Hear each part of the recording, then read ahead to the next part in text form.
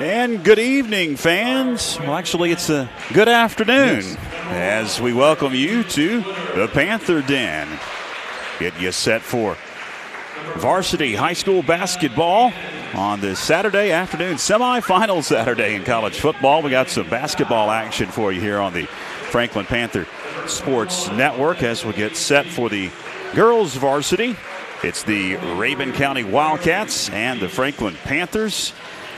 Very familiar are these two as they just played a week ago, last Saturday.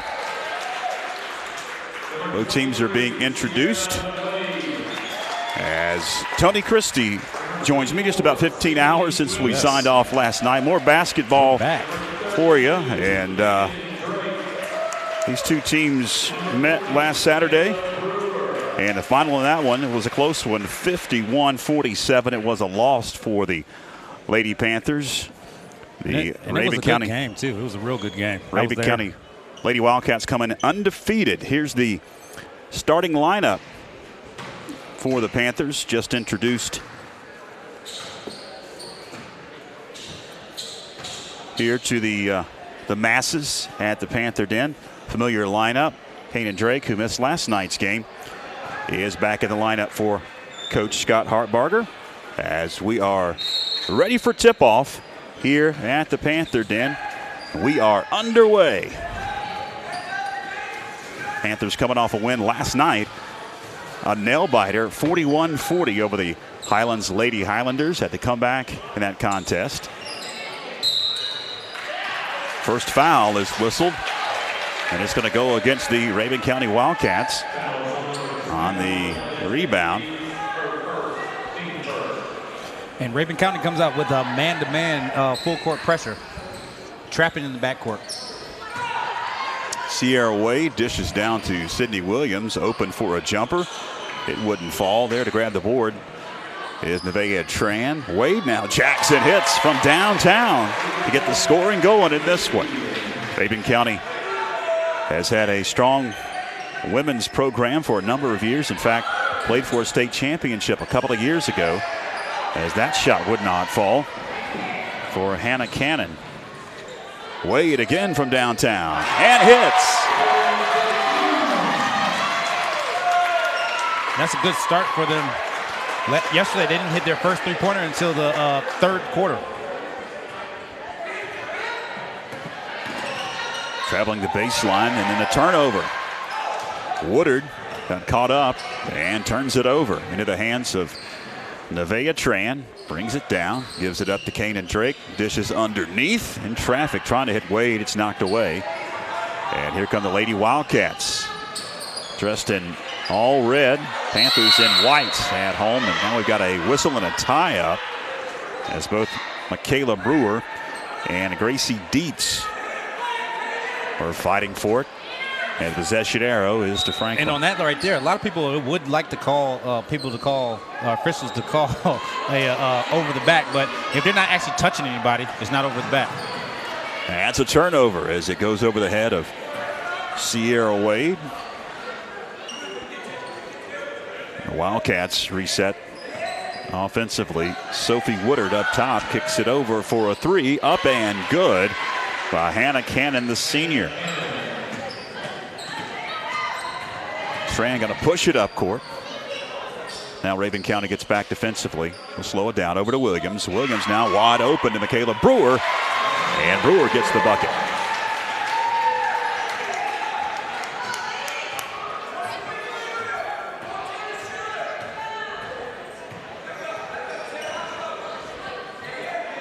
Gracie Dietz, cross-court pass over to Woodard. Loses control. Regained, though, as Sierra Wade almost calls the turnover. Hannah Cannon, or check that, that's Lakin Stiles with it now to Cannon. Over to Gracie Dietz, into the corner. Bounce pass to Woodard. Woodard thought about a three. High arcing pass over to Stiles. Back and forth they go. Cross court, Dietz. Shot wouldn't fall. Rebound, Nevaeh Tran. Tran gonna jack a three. can't convert. Long rebound picked up by Nevaeh, and she gets fouled, knocked to the deck by Sophie Woodard. That'll be the second whistled on Rabun County. And the first on Woodard. This is the second of 3 games in 4 days. Got more action for you Monday. Williams off the glass, good. And that's one thing we didn't talk about in the open, playing almost 15 hours after you got done playing. Oh, yeah. How does that affect you? As we've got one in the backcourt. Was it tipped? Was it a backcourt violation? It's going to be a backcourt violation. And Coach Dee Dee Dillard and the Lady Cats want to talk it over.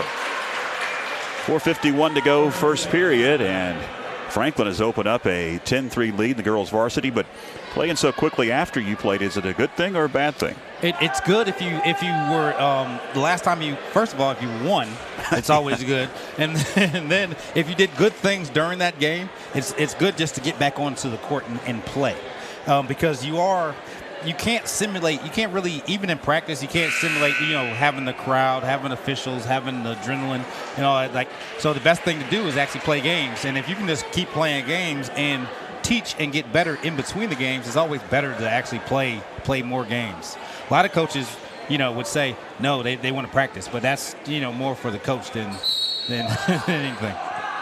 We're back to action after Coach Dillard whistled and received a timeout. Talked it over with her Lady Cats. Tran is double teamed in the corner, trying to fight out of there. And lives a desperation pass picked up by Williams. She goes to the hole, can't get it to go. Bodies hit the deck, and we've got a tie-up. Possession arrow is to Rabun County.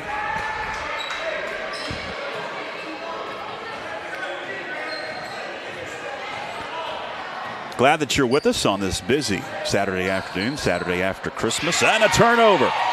Williams picks it up. Tran now will bring it across the timeline. YouTube Live, Facebook Live. Make sure you share our post, like our Facebook page. Shot would not fall for Kanan Drake. Saves it out of bounds into the hands of Williams. Her shot would not go. And Rabun County eventually will pick up the basketball. YouTube, make sure you subscribe to our YouTube channel if you haven't already. Deep three. In and out, no good. Hannah Cannon, and it's out of bounds. And Franklin basketball, the official, mistakenly gave it to Rabun County. They're going to do a hockey line check here and bring in a whole new set of Cats off the bench. We'll get the names here in a moment as Michaela Brewer gets it in. Kanan Drake. Drake driving to the hole wildly, and they're going to whistle an offensive foul on Drake. First whistled on Franklin and the first on Kanan Drake. So Rabun County on that out of bounds, what they do full court is they run a zero press. That means there's no one back, and everyone is face guarding. So one of the things that Franklin has been doing since they played them, just a week ago, is they're gonna pressure. I mean, Rabun County's going to pressure, so they're going to get something going long. Either throw it to someone and they dribble up, or they throw it long, and then it's going to be a fast break. And in that's where you're going to get a lot of points, and hopefully they'll get out of that pressure, so then you can just play basketball normally. In the paint, Carly Haben, and her shot is off the mark. It's out of bounds to Rabun County.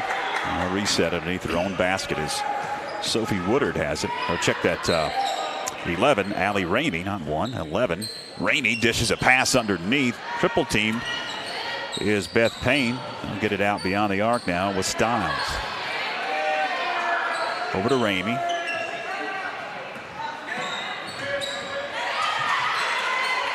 Stiles is harassed by Tran.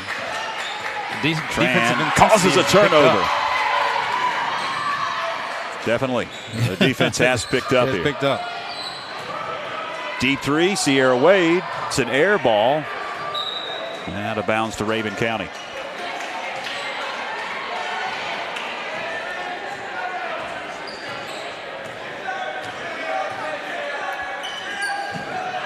Allie Ramey holds it high. Now dishes a pass over the head of Carly Haben. early on. The defense is affecting Rabun County. They've committed some turnovers. See if that defense continues to cause havoc as Franklin has been able to get some open shots like that one and extend that lead to 9 now after Sidney Williams. And that right there is what I was talking about. The pressure will lead to fast breaks. Styles knocked away from her briefly. It's picked back up, then a collision. They're going to whistle Sierra Wade with the foul, and Carly Haben may be hurt. She's on the deck. Going to help her up. Her teammates will, but she's going to be okay. Landed on her side. No shots here. Second on Franklin. Just the first whistled on Sierra Wade. Deep three. Would not fall for Haben. Saved out of bounds. And who last touched it? It's off a Lady Cat.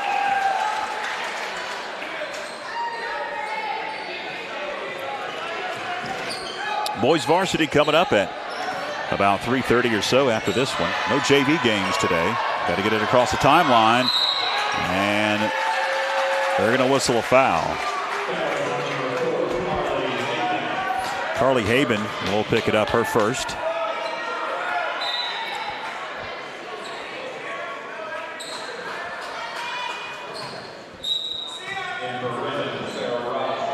Michaela Brewer gets it in as Tran on the dribble. Will attempt and cannot hit. And the rebound to Rabun County. And Sarah Robertson right there. Yep. She actually went to Franklin. she transferred. She was over there in the middle school. Now she went to high school at Rabun County. So everyone's familiar with everyone out there too. Yeah, kind of like last night. Yeah, there's a number of familiar faces and a lot of family crossing the county borders as Michaela Brewer gives the Panthers an 11-point advantage. Haben drives in and kicks it out. Sarah Kate Robertson thought about possibly attempting a three. Now going to back it up, slow it down a bit.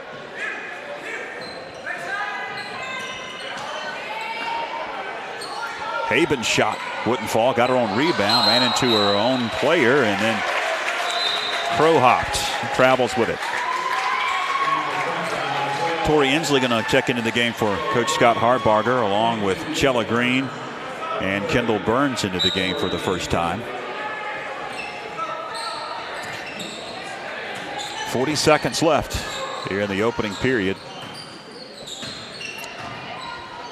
Burns into the corner. Tori Inslee. Green now tries to drive in. Finds Sidney Williams fighting for position. Kicks it back out. Tori Inslee. Check that, Chella Green. This is a pass to Williams. Knocked away. And it's off of Sidney Williams, out of bounds to the Cats. 20.9 seconds remain in the first. 11-point advantage for the Lady Panthers. Rabun County undefeated. Perfect 11-0. They played a ton of games before Thanksgiving. Pass intercepted by Chella Green. Tori Inslee gives it up to Burns. Burns to the hole. Lost control. Who touched it last? It doesn't matter as the horn sounds. And the Lady Panthers hold an 11-point lead after one period here at the Panther Den. We'll take a break. Second quarter coming up. Thanks for locking us in on YouTube Live and Facebook Live. This is the Franklin Panther Sports Network. Have you seen what's new at the WNC Sports Zone? Baseball and softball season is right around the corner, and they've got all the gear you'll need. Check out their unique selection of athletic apparel and custom team hats, plus walls of shoes for every sport. Got a t-shirt or hat you need designed and embroidered? Give the WNC Sports Zone a call at 828-369-6587 and let their expert staff bring your idea to life. The WNC Sports Zone, open till 8 Monday through Saturday. Second period about to begin. Just a little bit, just some stats for that first quarter. The Franklin shot, they were 4 for 7 from 2-point range, 57%. And at 3-point field goals, they were 2 for 6, 33%. They only had 3 turnovers, which is that's down from how they normally do. And in Rabun County, they were 0 for 5 from 2-point range, 0%, and then 1 of 4, so 25% from 3. And not shooting very well, and those turnovers, a key point in this game so far. The lack of turnovers and the turnovers caused by the Lady Panthers. Sierra Wade just inside the arc. Air ball. Lady Wildcats will attack. Starters are back in as Cannon has it. Kicks it over to Woodard. And we've got a traveling violation on Sophie Woodard. Another turnover for the Lady Wildcats. They haven't played since last Saturday when they defeated Franklin 51-47 in Tiger. Turnover on the inbounds pass. Woodard picks it up to the hole. Wouldn't fall. Lakin Stiles with the rebound. And one. Sarah Kate Robertson. Check that. It's going to be Beth Payne with the bucket, and she'll be at the line. Inslee checks in. Kanan Drake takes a seat. She just picked up her second foul.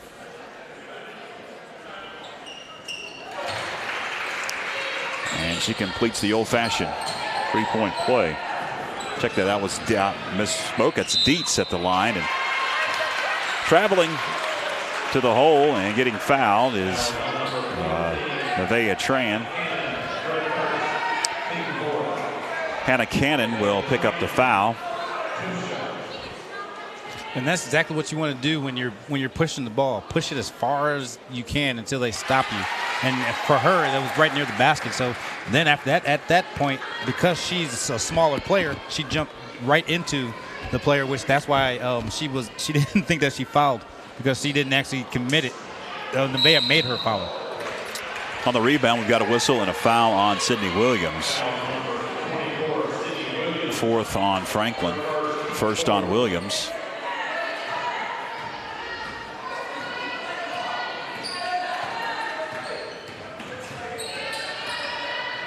Tori Inslee with another steal. Off to Wade. Nice move, can't convert. And a tie-up. Possession arrow to Rabun County.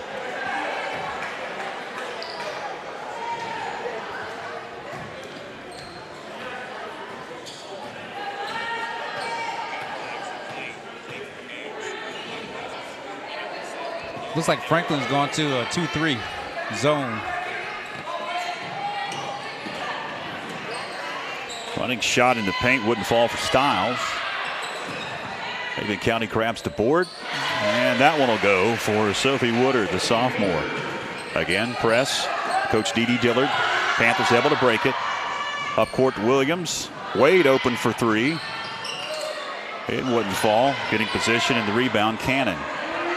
Off to Woodard, they'll push. Woodard, her shot would not fall. Offensive board, Dietz goes up. It wouldn't fall. Now we've got whistles. And Tori Inslee for Franklin going to pick up the foul. Fifth on the Lady Panthers. And it goes catch and shoot. Three wouldn't fall. Cannon. Williams grabs the rebound, slips down, and they whistle her for the traveling violation.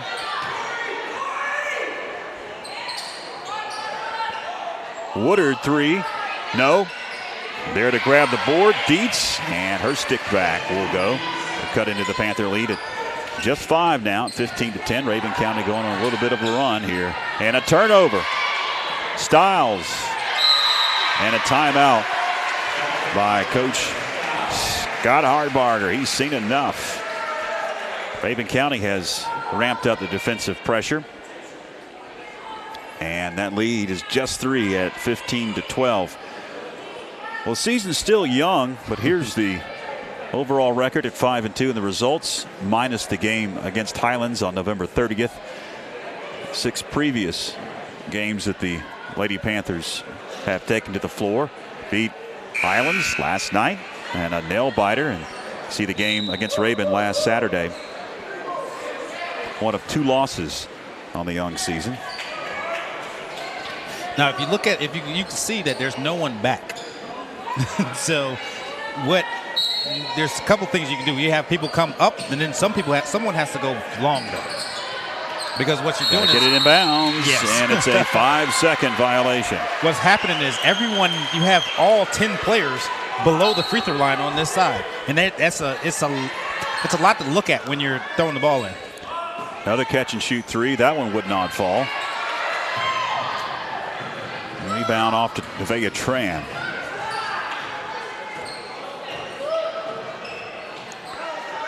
Over to Inslee. Inslee finds Wade up top as she wants to drive in. Now finds Inslee again. Her pass knocked away. Another turnover. Woodard gets the bucket. 1-point game now. The turnover bug has bitten the Lady Panthers in this second quarter. They're going to whistle Wade with the traveling violation. Another turnover. And a lot of things that you tell young players, and they're a young team, is when you catch it, just look up, because right there were 2 people up or above in the front court. And all you had to do is pass it to them. They would have an easy layup. But the pressure, that's what the pressure makes you do. Deeks cutting to the hole, and Rabun County has taken the lead. At one point, they were down 11 in this ball game. Now they're up by 1, and another tie-up. Mendoza Shadero is for the Panthers. Yes, they have it up on the board, the big board wrong. The one at the scores table is to Franklin as Sierra Wade takes a seat and Chella Green checks in.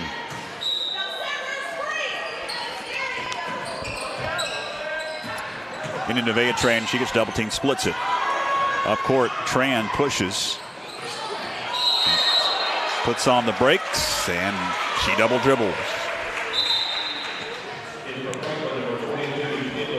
Kendall Burns into the game as Tran will take a breather. 4:45 to go, second quarter.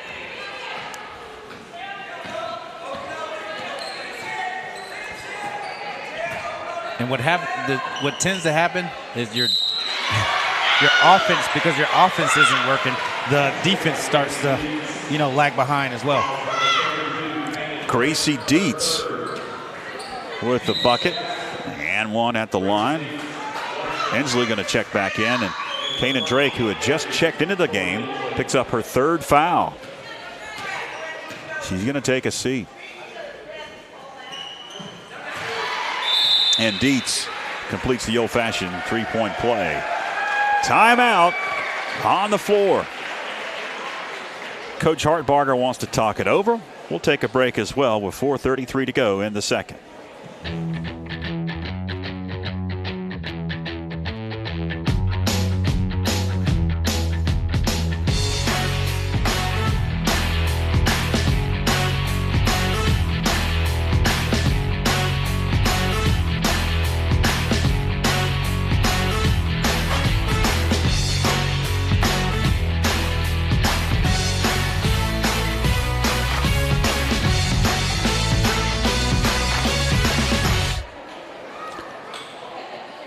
Rabun County has fought back from an 11-point deficit in this first half and taken a 19-15 lead.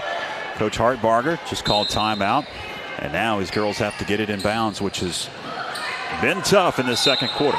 And an over-the-back foul going to be whistled on Rabun County on the inbounds pass. Hannah Cannon will pick up the foul. It'll be her second, 5th on Rabun County. And it goes to Inslee. Now Brewer with it. Finds Burns, dishes to Williams. Getting position, goes up, gets fouled. Shot wouldn't fall, but that'll send Sydney Williams to the line for a couple of free throws. Sophie Woodard picks up her 2nd foul and the 6th on Rabun County.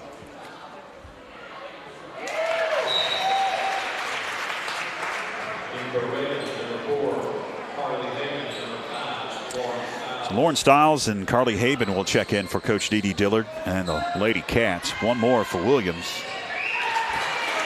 And she gets them both.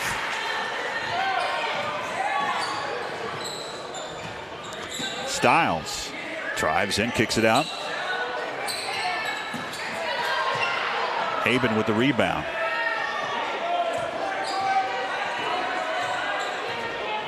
Lake and Stiles will find Lauren. And over to Haben. Back it goes to Stiles outside the arc. Pass going to be intercepted into the hands of Chella Green. And it is knocked out of bounds. Last touch by Raven County. Gracie Dietz, I believe, was the last to touch it. Brewer finds Burns.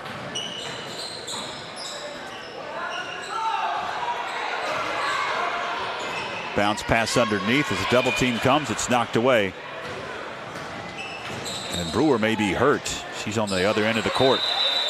As a shot goes in, they're going to finally whistle play dead.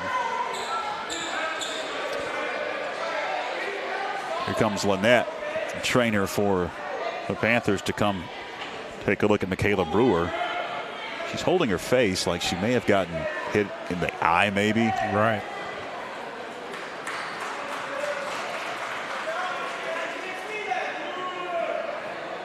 Now, Coach Hardbarger going to come out and check on his injured player, injured starter, Michaela Brewer.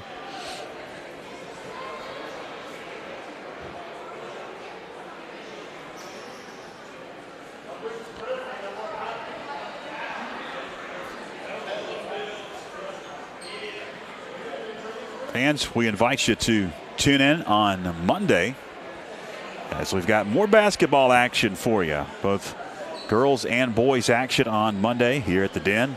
An hour earlier than normal. That'll be a 5:30 start against the Tuscola Mountaineers. Varsity girls first, and then the varsity boys about 7 o'clock. Then next Friday, Cherokee Braves invade the Den. They're going to help Michaela Brewer to the bench. Hopefully she's okay. Yes. Last year she had to sit out several games with a concussion, and she's tough when she's in there. And she's one of the rebounders, and she keeps it steady for a lot of the younger players when they get out. The younger backcourt gets out there. So hopefully it's not anything serious.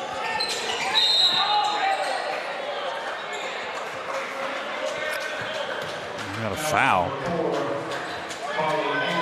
going against Carly Haben. That'll be the 7th team foul on Raven. So 1-and-1 situation now. Tori Inslee will be at the line here. The 3:35 to go in the second.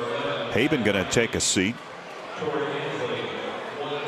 As into the game, Allie Ramey for Coach Dillard.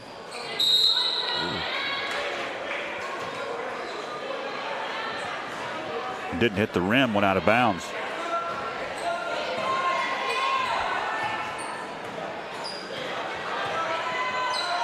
Pass going to be intercepted. Tori Inslee.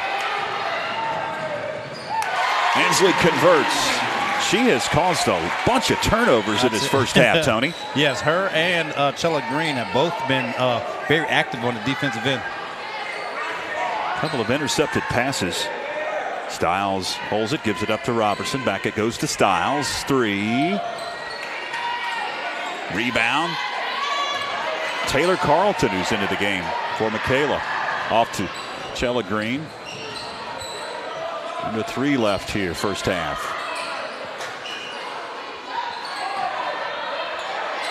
Carlton needs some help.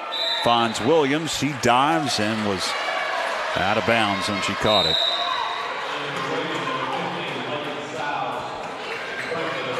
Stiles checks in for Coach Dillard. Into the game, Nevaeh Tran for Coach Scott Hardbarger and the Lady Panthers.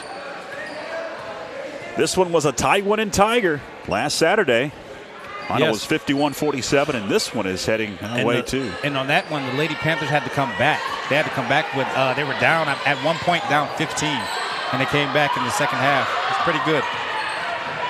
Tran gets it across the timeline, and there's a collision. Bodies on the floor, no foul. We may have a foul. It's a late whistle.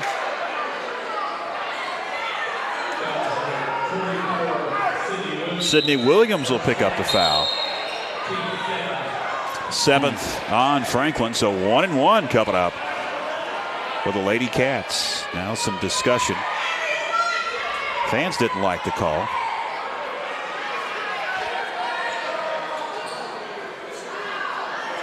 Yeah, still 1-1. I don't know why they're taking it out. It wasn't a player. Only one that you don't shoot is a player control foul. So. Well,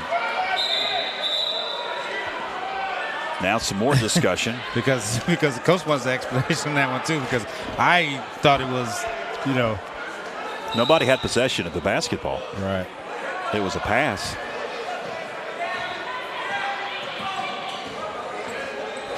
Lakin Styles with it. Swings it over to Ramey.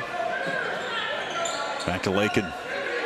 Cross-court pass. Ramey 3. It wouldn't fall. On the rebound, last touched. Natalie Nix. And the Lady Cats, first time we have seen Chesney Berry into the game. She'll check in. Sidney Williams takes a seat. That was her second foul. Now a turnover. Styles' shot wouldn't fall. Carlton with a board. Picks up the dribble, has to pass, finds Tori Inslee. She's going to push it up quickly. And she turns it over. Into the hands of Lakin Styles, and then she turns it over. Now they're going to say it was last touched by Lady Panther. Minute 32 left, second quarter. Fans get into this one now, Tony. Yes, they are. This is what we thought last night was going to be like. Rabun County brought a pretty good contingent. Yes, they did. Payne fell down. Somehow Rabun County regained possession. Shot from 3 wouldn't fall. On the board. Eventually picked up by the Cats. Lakin Styles will be at the line. Taylor Carlton will pick up the foul. This makes it real hard for me to try to keep stats how this is going. A lot of action. Yes, a whole lot of action. Not a lot of running of sets, offensive sets. Both shots good by Lakin Styles. Again, we've got issues. Tie up, possession arrow, Rabun County. Chella Green will check in for Nevaeh Tran.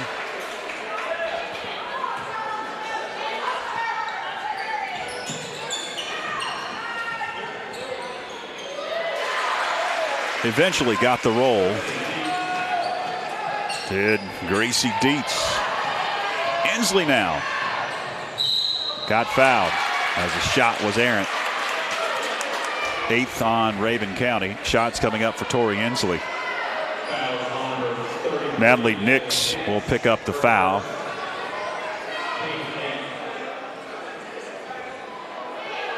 And the first one would not fall for Tori Inslee.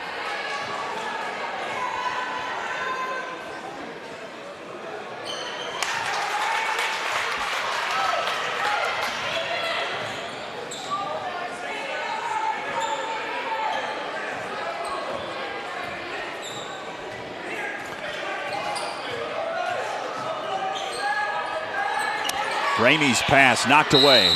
Another tie-up, and this time the possession arrow is with Franklin.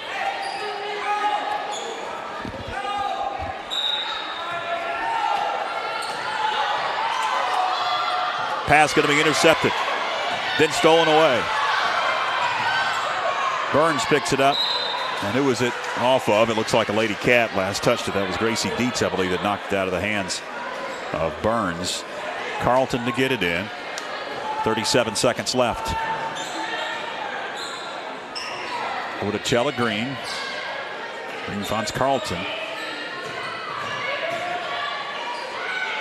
Berry backs in, gives it up to Green. Green high off the glass, would not fall, but she was fouled. That'll be the 9th team foul on Rabun, and that'll send Chella Green to the line. First foul on Gracie Dietz. High arcing shot. Rainmaker. Yes. Second one wouldn't fall. Rebound, Tori Inslee. Inslee goes up and travels with it. Wow. That's a tough one right there.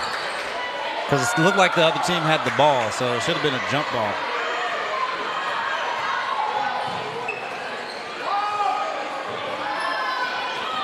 Dietz feeds underneath and off the hands of Nix, out of bounds. Franklin has it with 7.4 seconds left. Pass down court, Chesney Berry to the hole. Berry can't convert. Rebound, Burns off to Berry and at the buzzer. Chesney Berry will make it just a 2-point deficit for the Lady Panthers after one half of action here at the Panther Den. It's been eventful. Very. The boys come out and warm up. Their action will be coming up in probably about an hour or so. We'll get the boys varsity underway here at the Panther Den. 25-23 at the break. We'll come back, get some halftime stats, some analysis from Tony Christie, and we'll get you set for the beginning of the third quarter here in just a few moments. Hang with us on YouTube Live and Facebook Live. You're locked in to the Franklin Panther Sports Network. Have you seen what's new at the WNC Sports Zone? Baseball and softball season is right around the corner, and they've got all the gear you'll need. Check out their unique selection of athletic apparel and custom team hats, plus walls of shoes for every sport. Got a t-shirt or hat you need designed and embroidered? Give the WNC Sports Zone a call at 828-369-6587 and let their expert staff bring your idea to life. The WNC Sports Zone, open till 8 Monday through Saturday.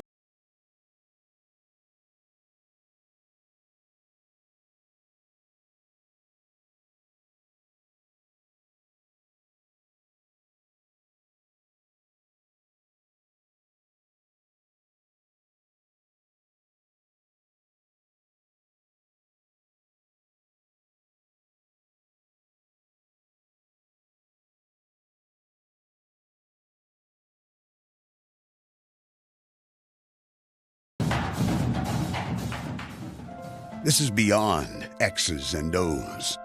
This is the difference mutual respect makes.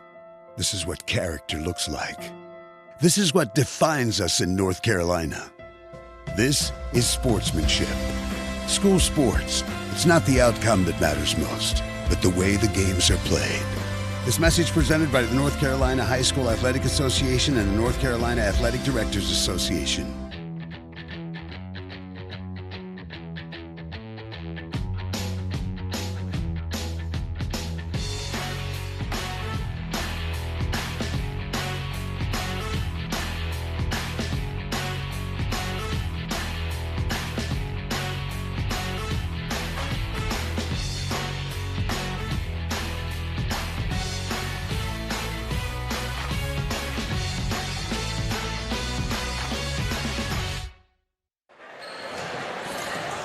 Welcome back to the Panther Den as we're at the break of the girls varsity.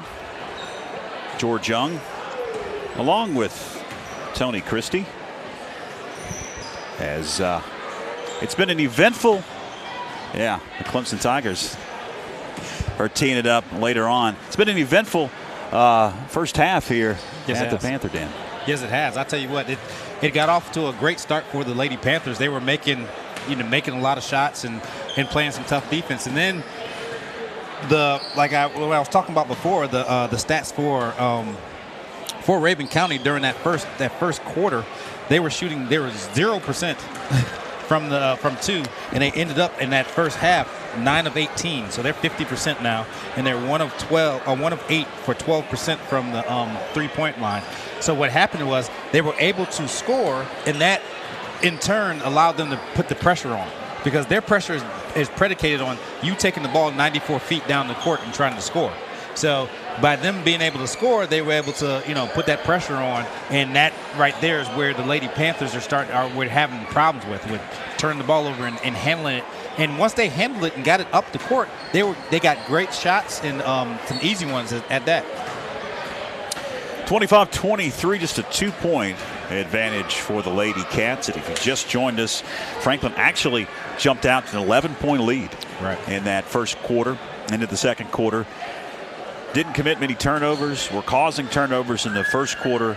Second quarter was a different story, Tony. Yes, and at the end of that first quarter, there were only 3 turnovers. At the end of the half, they're sitting at 11 right now, 11 turnovers, and that's the difference in the game right now. Because if they didn't have those 11 turnovers, they would have they'd actually be, because they're shooting great right now. They're 6 of 10 from 2-point range. So that right there means that you're shooting great. So if they got more shots, then they'd be the Lady Panthers would actually have the lead right now. Well, fans, this is the first. Well, actually, second of 3 in a row here. As coming up on a Monday, it is the Tuscola Mountaineers here on the Franklin Panther Sports Network invading the Den. That's an earlier start, 5:30. The girls varsity will tip off, and then the boys varsity right about 7 o'clock or so. And then next Friday, it's the Cherokee Braves we'll have here on the Franklin Panther Sports Network. So a lot of basketball in the next week and a half. We had basketball last night against the Highlanders. Both games were thrillers. Girls varsity and boys varsity were down to the wire at 65-63. The boys varsity won over Highlands, and the girls won 41-40. Had to come back in that one, and this one is heading towards a similar fate. All right, we'll take a break here, come back, and we'll get you set for the beginning of the third quarter. Hang with us on YouTube Live and Facebook Live. This is the Franklin Panther Sports Network. Have you seen what's new at the WNC Sports Zone? Baseball and softball season is right around the corner, and they've got all the gear you'll need. Check out their unique selection of athletic apparel and custom team hats, plus walls of shoes for every sport. Got a t-shirt or hat you need designed and embroidered? Give the WNC Sports Zone a call at 828-369-6587 and let their expert staff bring your idea to life. The WNC Sports Zone, open till 8 Monday through Saturday.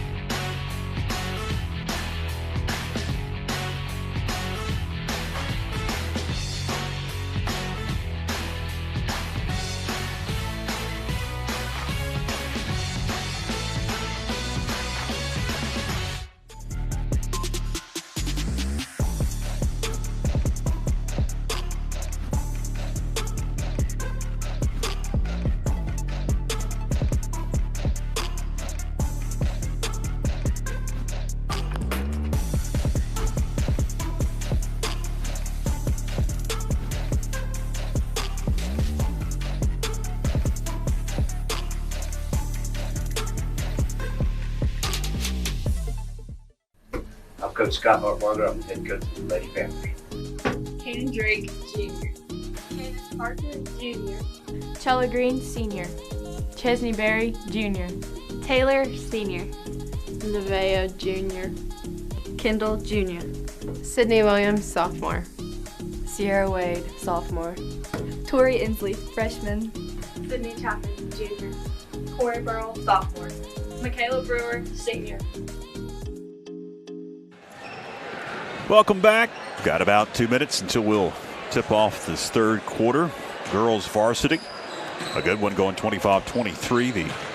The Lady Cats on top of the Lady Panthers. You see the Boys out there warming up. Well, the Rabun County Lady Cats are back out on the right side of the screen. The Franklin boys are out warming up. Both teams have the same colors, basically. It's kind of hard to tell on that small screen if you're watching on a phone. But entertaining first half, and I'm sure it's going to be an entertaining second half. So hopefully you will stick around and watch the conclusion of this one. Of course, the boys varsity will tip about 3:30-ish or so, and it'll be right here on YouTube Live and Facebook Live. If you haven't already, go ahead and like our Facebook page, subscribe to our YouTube channel, share our post, if you would please, share it, the live feed, so everybody knows where to go and can tune in this afternoon wherever you may be. We got some comments. Folks are driving down the road, watching. Had to pull off on the side of the road and watch a little bit of it and get back on the road. So very mobile, all over the place. You can pick us up YouTube, Facebook, either platform. You can pick up the Franklin Panther Sports Network. And, of course, tonight, 8 o'clock, Glendale, Arizona. Yes. Semifinal Saturday, Clemson and Ohio State. Of course, if you didn't know, Tony played basketball at Clemson, so you are a true Clemson fan. He's got his Clemson T-shirt on. Got my ring, everything. Yeah, there it is. Everything's happening. So this one is going to be in the books just in time to get home. Oh, yeah. And watch that one tonight. Of course, the first semifinal, LSU and Oklahoma. I think it's going to be a little bit better than folks have anticipated. That one definitely is. That one's at 4 o'clock this afternoon. We're back underway here at the Den. And Franklin comes out in that 2-3 zone. See if they can get some pressure on the shooters. And it's a turnover on the first offensive possession for Rabun County. Tran attacks and gets it slapped out of there. Destiny Dietz flexes her muscle.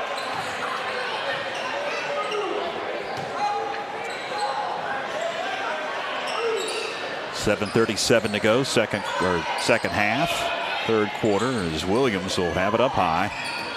Vonchella Green. Green to Drake. Drake powers up.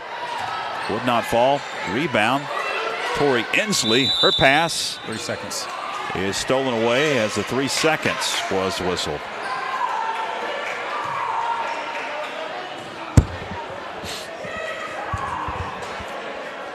Yeah, that's a tough one there.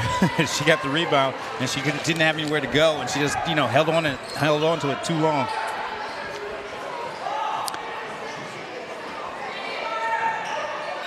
Three up, and it wouldn't fall for the Cats. Off to the races. Tori Inslee off balance, wouldn't fall. Jella Green there for the stick back. The board and the bucket. High pass over the defense. Shot wouldn't fall for Dietz. Rebound on the floor, bodies, and a foul.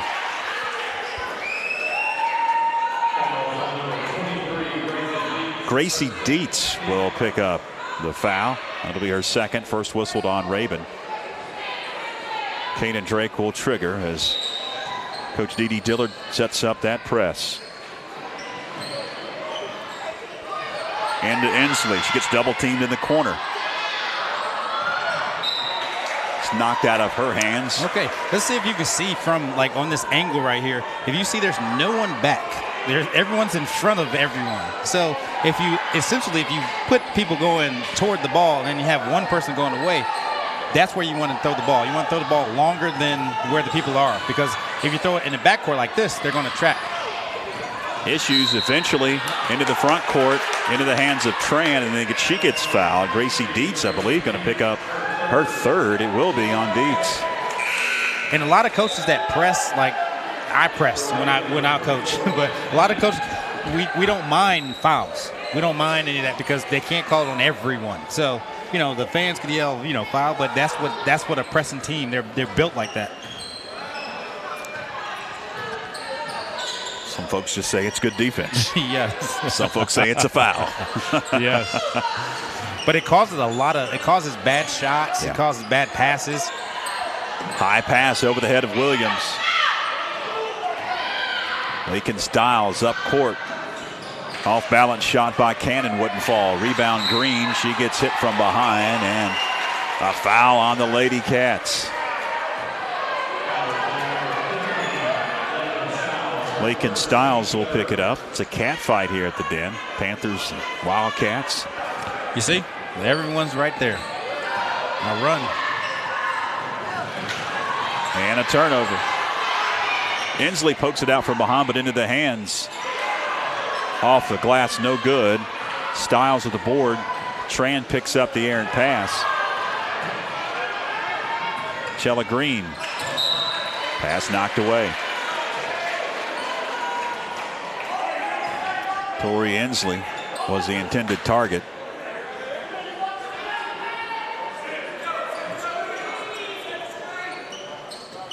Kanan Drake. They're going to whistle a tie-up. And the possession arrow is to Franklin.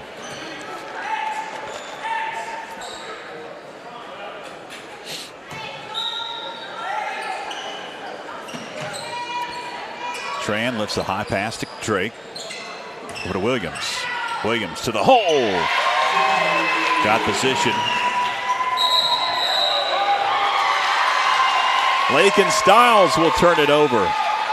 Have a quick whistle on that traveling violation for both teams in this ball game. You don't have to do much to get the whistle. No. See if they can run that defense or run that offense again and see if they can get it inside to Sydney Williams for an easy one. High pass, Drake. Couldn't get it to go. Williams there with the board. Her shot wouldn't fall. Another offensive board. Chella Green's shot, no. Out of bounds off of a Lady Cat. 5:20 remains, third quarter. Franklin has clawed back and taken a 2-point lead after falling behind at the break.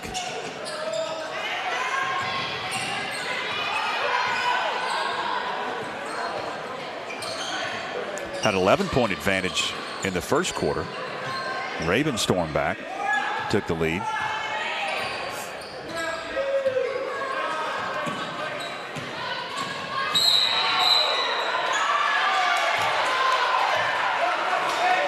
Offensive foul. Tran going to pick up the foul. For folks that didn't see what happened there, Tommy. What happened was Nevaeh set a ball screen, and the young lady, she tripped on Nevaeh's leg. Even though Nevaeh didn't mean to, it's still a foul. So. Gotcha. It's hard to see what exactly happened. Back and forth these two teams go, trading blows. Hitting the deck hard, and a foul whistled. Looks like she's going to be okay as Sophie Woodard went in the air and then got body blocked to the floor. Foul on Williams, that's her third. So you've got the two bigs underneath, Drake and Williams, with 3 fouls. Looks like Sydney going to take a seat now. Taylor Carlton will check into the game for Coach Scott Hardbarger. One more at the charity stripe for Sophie Woodard.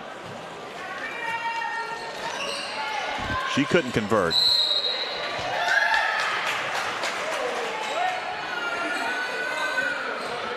This is... Franklin definitely needs to come down and score on this one, this possession right here. This has become a defensive battle. Yes. Rabun yet to score in the second half. Another turnover.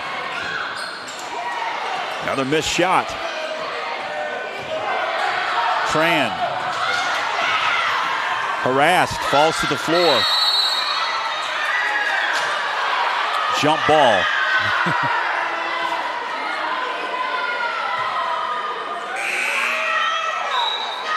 Burns checks in for Coach Hardbarger. You hear a lot of people saying foul, foul. And I can tell you because I coach a pressing team. Yeah. That's what usually everyone's going to yell because it looks like foul. But what's happening is when you pressure like that and you practice like this, you pressure, people don't like pressure. So that's why they we look, the Lady Panthers look a little discombobulated. 3 up and good. First field goal this second half for Rabun County. And they've got the lead, and now the basketball after the turnover. Chella Green knocks it out of bounds. Well, you can make contact and not have and a not foul. Yes, exactly. And that's that's what's actually not happening. even what happened. And they're actually just tipping the ball, and then, people are bobbling it, and it's looking like that there's passes open, but they're not. And that's where the pressure kind of, makes it look like who was that? The quarterback from New Jersey.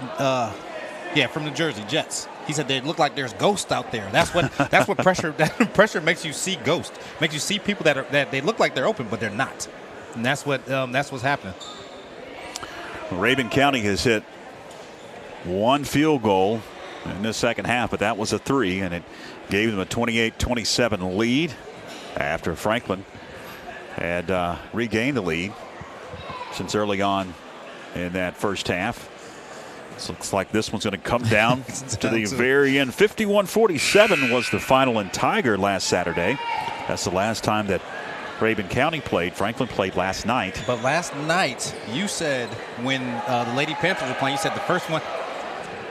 You said the first one to 40. You said the first one to 40 would win. Yeah.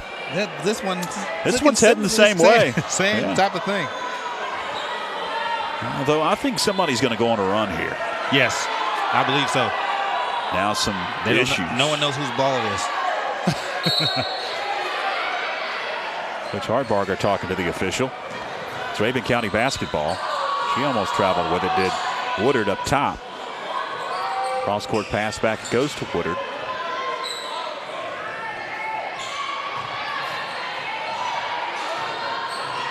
Every pass is contested. Yes, by both teams. And that's going to be a backcourt violation. Right. See, on both sides, no one likes pressure. So if you pressure, you're gonna get sloppy play and turnovers and things like that.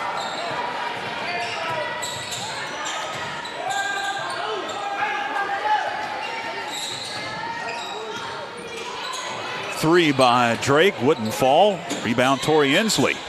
Inslee powers up. That one's going to be well off the mark.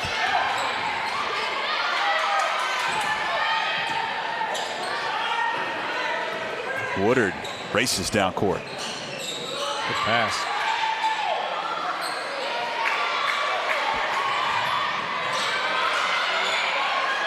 Woodard 3.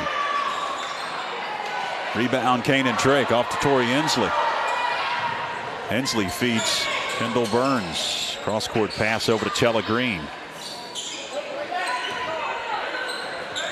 Burns reset, slows it down. 2:45 to go, third quarter.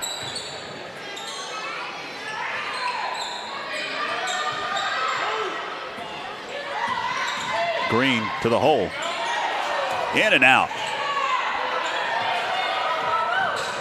Carly Haben down court.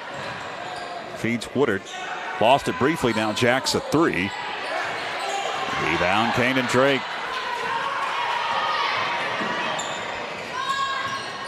Baseline jumper Chella Green, in and out, no good. Kanan Drake gets fouled. Shot was no good. She'll be at the line for a couple. And Tony. Yes, sir. Is it good defense we're seeing or bad offense? A little bit of both. It's a little bit, but it's mostly the defense because when a lot of hands, moving, a lot of hands, and the Wildcats, they're 11-0. Yeah. So whatever style this is how they play, because this is the same style I saw last week of them playing. It's a very aggressive style. They're trying to get the ball to the basket, and then kick it out for threes, and they press you the whole game. Drake hits 1 of 2 from the charity stripe.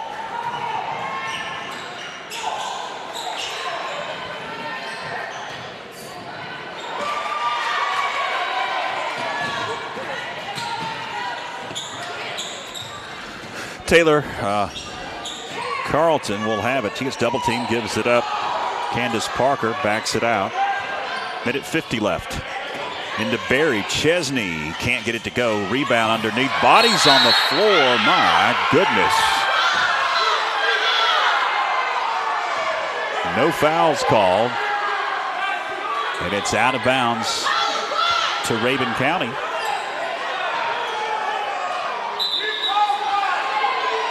Now the fans are getting a little heated.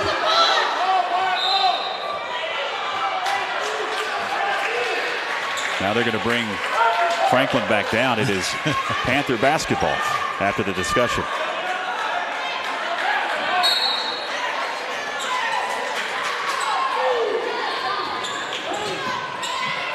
Carlton harassed, gives it up to Burns. Burns takes a knee. And what do we have, a foul? Yes, we do. Yes. Dietz will pick it up. That's Destiny Dietz. There's a couple of Dietz on the roster here. Destiny Dietz picks up her second. Underneath shot, no. Von Drake, board, tie up, possession arrow, Franklin.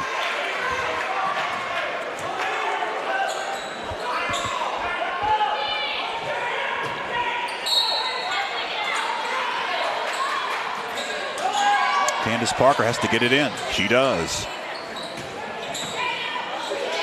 Chesney Berry, jumper. Will give the Lady Panthers a 30-28 edge.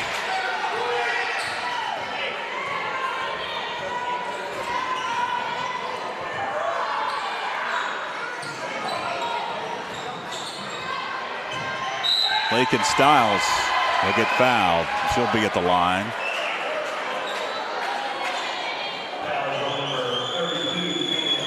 Drake going to pick up her fourth.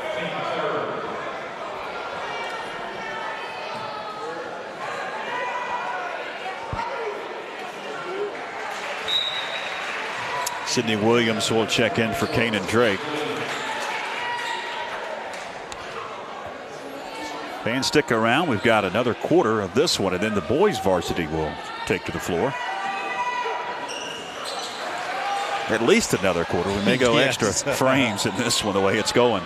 We're tied at 30 as that one is knocked out of bounds.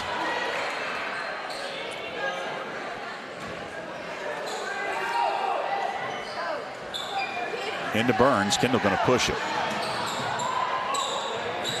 60 seconds left.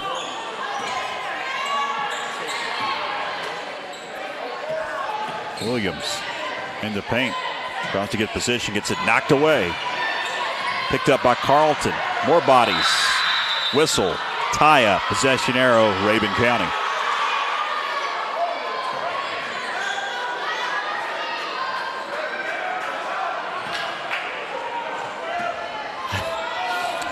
We may have to turn our cameras onto the stands. Yes. There's a lot of entertainment happening in the stands. A whole lot. Maybe more entertaining than the basketball. Another turnover. Good pass. Parker. Candace Parker gives the Panthers a 2-point lead. Styles lost control. It's out of bounds.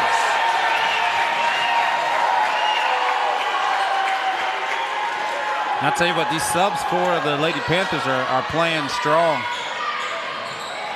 Got to get it in. Yes, there you go. Dangerous pass. Sydney Williams. She was so wide open, I think she didn't realize it. And you know what? That for Taylor Carlton, that's not actually a dangerous pass because she's the third baseman on the softball team. Very true. Styles counted and won.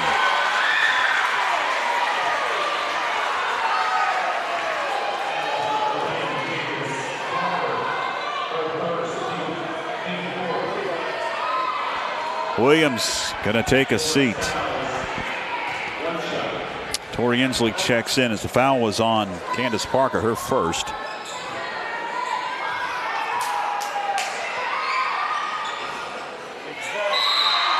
Rabun County regains the lead.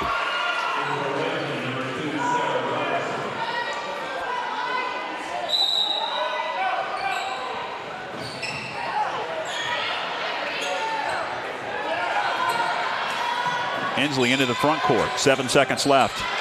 Harassed. And a foul on Rabun County. That one's going to be on Carly Haben.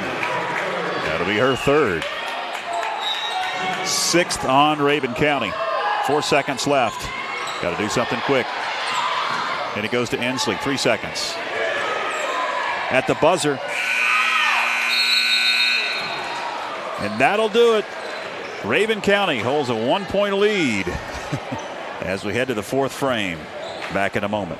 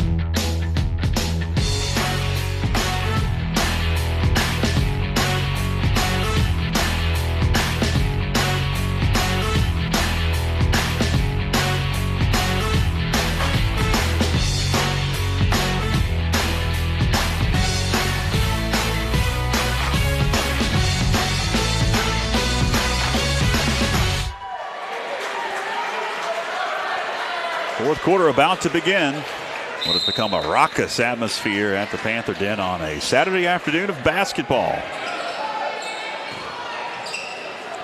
Tori Inslee with it. And there isn't a single starter out on the court for the Panthers, Lady Panthers. Foul trouble becoming an issue for both teams. Yes. Deep three, Inslee, no. Long board. And it's out of bounds. They'll say last touch by Candace Parker. And Williams a three. Drake with 4 fouls. And a bunch of players with 2. Sophie Woodard lost control.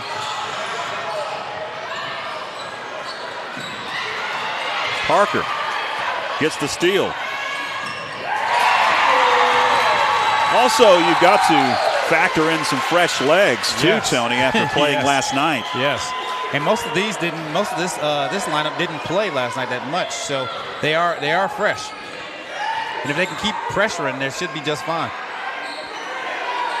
3 up and good by Sophie Woodard. Rabun up by a deuce, knocked out of bounds. Franklin now side court as Tran checks in for Coach Scott Hartbarger.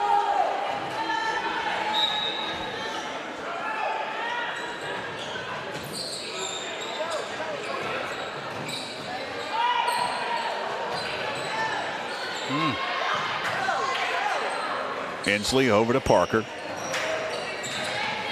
Parker picks up her dribble. Finds Carlton, cross-court pass to Inslee. Now Tran gets her shot for 3. Block. Candace Parker, check that. Chesney Berry picks up the errant shot off to Candace. Parker's shot, no. Another offensive rebound. Inslee couldn't get it to go. And Sophie Woodard off to the races. Collision. Blocking foul on Franklin. Going against Candace Parker, her second.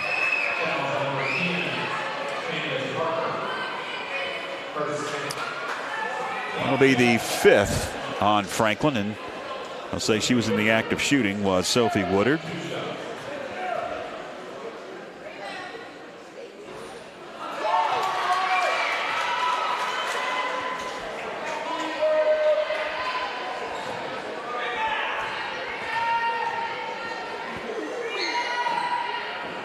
Got the second to fall. Pass down court. Inslee saves it into the hands of Chesney Berry.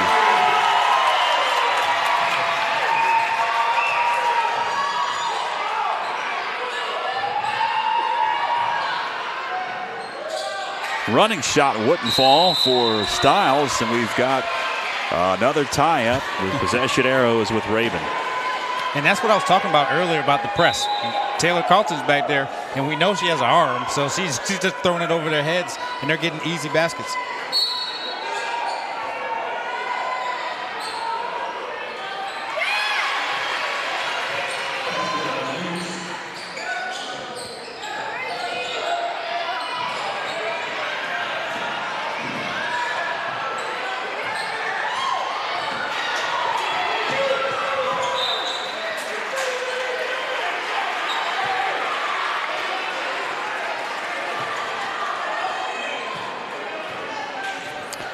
.540 remaining.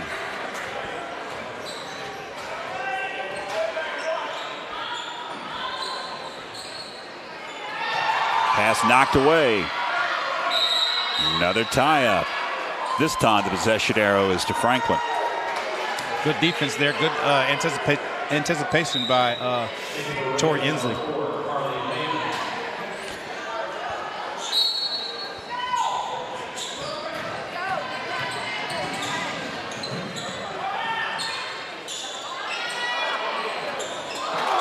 Shot in and out. Seen a lot of those tonight.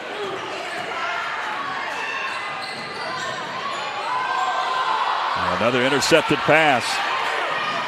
Tori Inslee. She's been all over the floor. Yes, she has.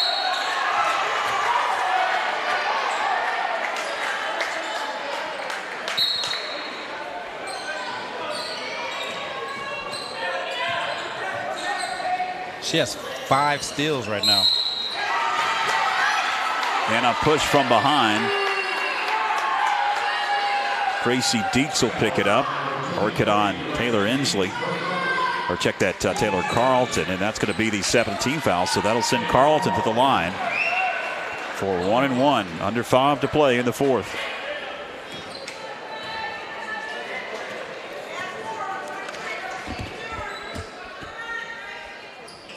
Bank that one in.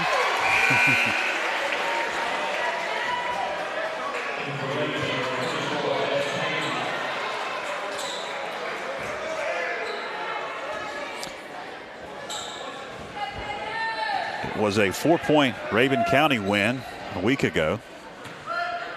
This one's been very close throughout. Long rebound.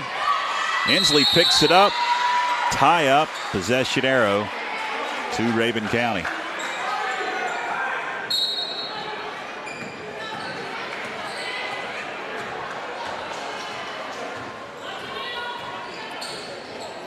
Lakin Styles swings it over to Cannon. Cannon to Haben. Back to Cannon. Open 3. Well off the mark. Carlton with a board. Ooh. Her pass intercepted. Styles. And in the corner and too tough for Carly Haben to secure that one. And Williams going to check in. I was just about to say that Williams has been on the bench for a while. And yes, we are seeing her come back in. We'll see how long Kanan Drake stays on the bench with 4 fouls. And see what they've done. They've seen it too. Now they put someone back. Now it's a little bit easier to get the ball at the court. To Inslee. My goodness.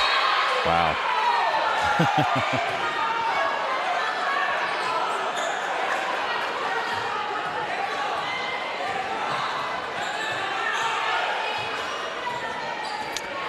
Lakin Styles is going to slow it down a bit for the Cats. Over to Haben. Finds Styles. Jumper good. Points at a premium in this one. You're going to have to convert on any opportunity you can get at another turnover. Rabun has been able to do that just a couple of times more. Saved as it was heading out of bounds by Carly Haben. Underneath, pass intercepted. Tran going to travel with it. The pressure makes you speed up, and that's what every coach wants, trying to get their kids to understand is slow down, look and see what's going on, see it first before you actually throw it, or you pick up your dribble. Look before you actually start dribbling is the proper fundamental. 3 off the mark. Styles with it into the corner. Another 3 ball. That one wouldn't fall. Woodard. Now we've got a whistle and a foul underneath. That one's going to go against Franklin, it appears.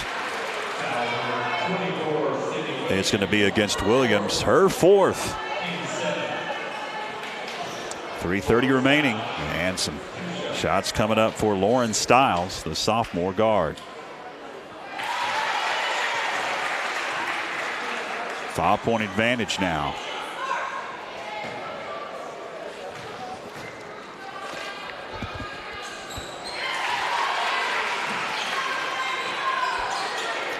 Rabun's biggest lead since back in the first half. Franklin actually had an 11-point lead in this game one time, way back in the first quarter, and another turnover. Chella Green got to check in. Tran takes a seat. You look up at the scoreboard, there's 3:26 left, plenty of time. It's just a 6-point advantage, but the way buckets have not been going for the Lady Panthers, it is really getting almost insurmountable.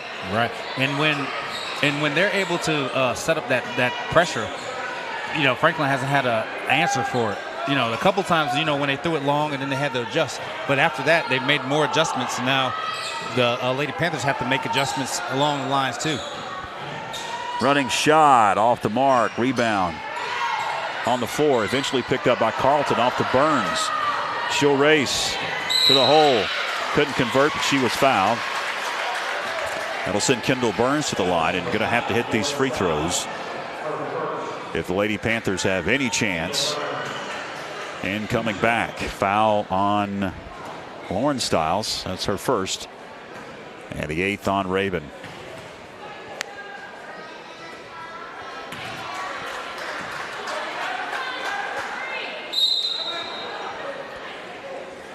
Now a whistle and a timeout.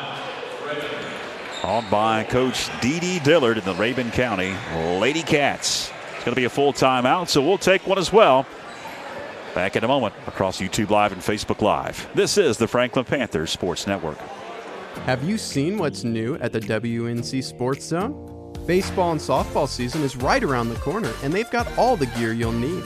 Check out their unique selection of athletic apparel and custom team hats, plus walls of shoes for every sport. Got a t-shirt or hat you need designed and embroidered? Give the WNC Sports Zone a call at 828-369-6587 and let their expert staff bring your idea to life. The WNC Sports Zone, open till 8 Monday through Saturday. You're watching Franklin Panther basketball. Thank you, ladies. Back here at the Den, George Young along with Tony Christie. 2:50 left, fourth quarter. Rabun County called timeout. Let's see if we put some pressure on them. If we're able to make this free throw, probably put some pressure on Rabun County to see if they can handle it a little bit too. We've got to steal some possessions. Yes. High arcing shot. Or Burns, it goes. Not going to press the Cats here. They'll slowly bring it up. Drain clock. Lauren Stiles. Check that Lakin Stiles into the front court. But the Lady Panthers have switched to a 1-3-1 with Kanan Drake on the top. Stiles jacks. Gets fouled and hits the bucket. Possibility of a 4-point play. Carlton will pick up the foul as Lauren Stiles, possibility for the 4-point play and a 9-point lead. And that's definitely not what you wanted to happen right then. Could be the nail in the coffin. And she completes that 4-point play. Chella Green brings it up.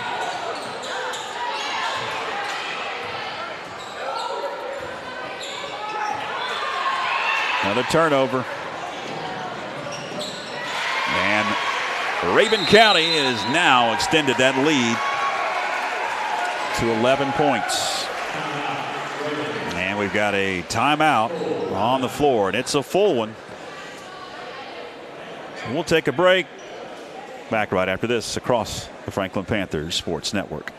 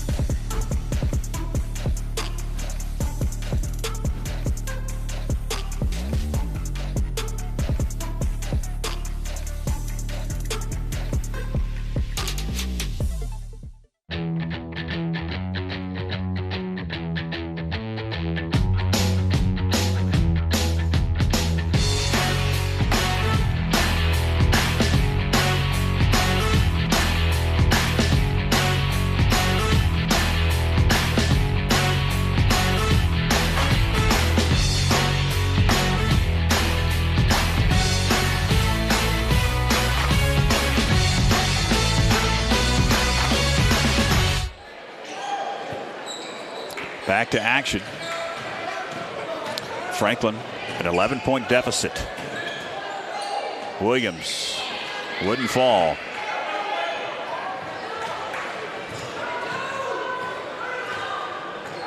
And Woodard just brings it up. And draining clock now, got an 11-point lead. Franklin can't hit the broadside of a barn with it.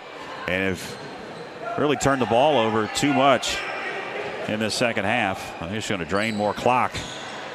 try to salt this one away with the Lady Cats and advance to a perfect 12-0 on the young season.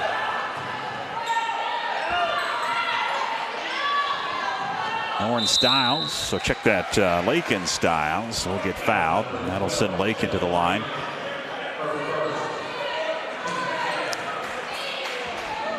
Chella Green will pick up the foul, her first. 7th on Franklin, so both teams in the bonus now.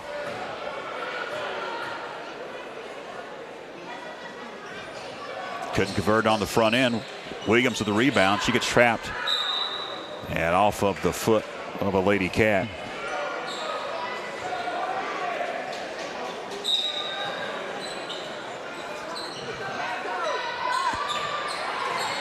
Hensley got a push down to 80 seconds left.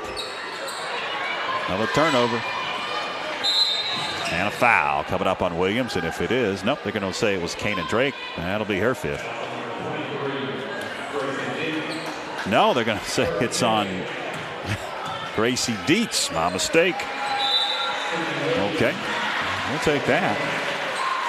Gracie Dietz picks up her 5th. She'll take a seat. And Williams will be at the line. Hits the first. See if that pressure comes now.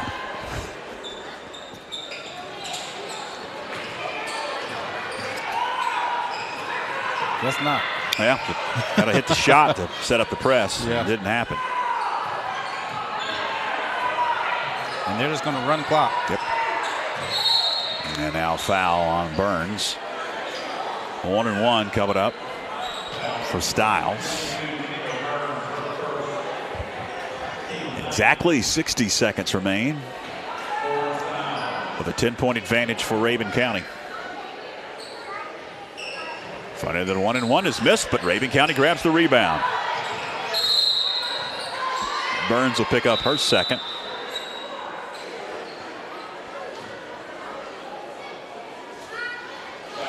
Fans, stay with us. We've got the boys varsity. What is it, 3:25 right now? Coming up probably about 3:45 is when that one will tip off. Could not convert. One thing that Rabun has not done well is free throw shooting in this game. No, they haven't. They're actually they're 11 for 15. They've taken so many that way. Yeah, that's true. Well, late they haven't Lately, been. yeah, late, yes. Missed some front ends.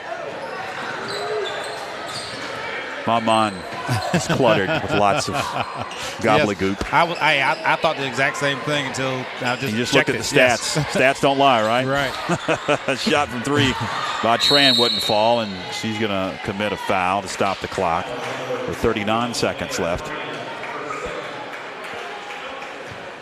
Sometimes perception is not reality. Correct. And if you look at it, that's the difference, because I think Franklin has shot 9 of 14, 64% from the free throw line. And Rabun County has shot 12 of 16, 75%.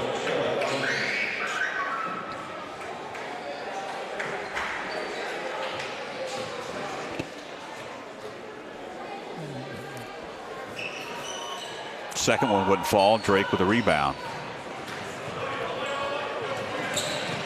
Tran wouldn't fall. Tie up, possession arrow to Franklin. 27.5 seconds remain in this ball game.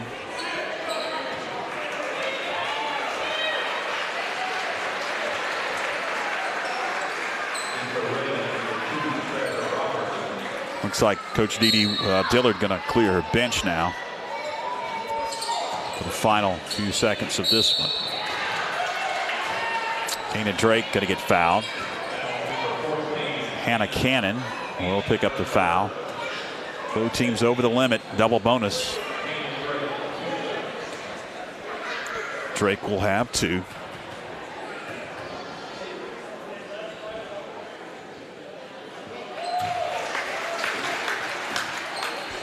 Well, the final in Tiger last week was 51-47. And Rabun County has 51 points currently. All right. Now we've got a whistle and a timeout called by Coach Scott Hartbarger. So we'll take one as well. Thanks for sticking around on YouTube Live and Facebook Live. You're locked into the Franklin Panther Sports Network. Have you seen what's new at the WNC Sports Zone? Baseball and softball season is right around the corner, and they've got all the gear you'll need. Check out their unique selection of athletic apparel and custom team hats, plus walls of shoes for every sport. Got a t-shirt or hat you need designed and embroidered? Give the WNC Sports Zone a call at 828-369-6587 and let their expert staff bring your idea to life. The WNC Sports Zone, open till 8 Monday through Saturday.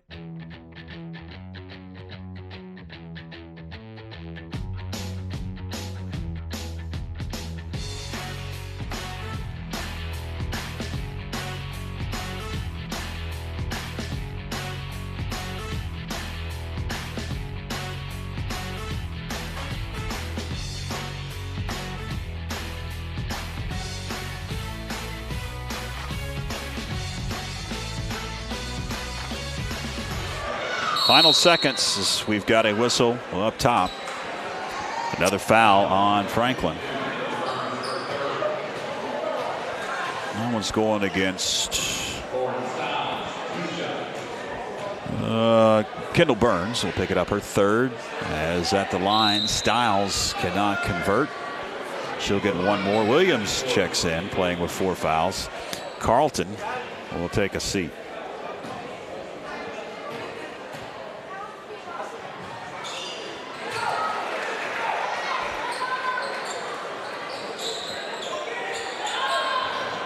And they still not letting up on that pressure. Burns runner, no. Gets her own rebound. Or check that. Tran runner, no. Gets her own rebound. Gives it up to Kane and Drake. Her shot wouldn't fall.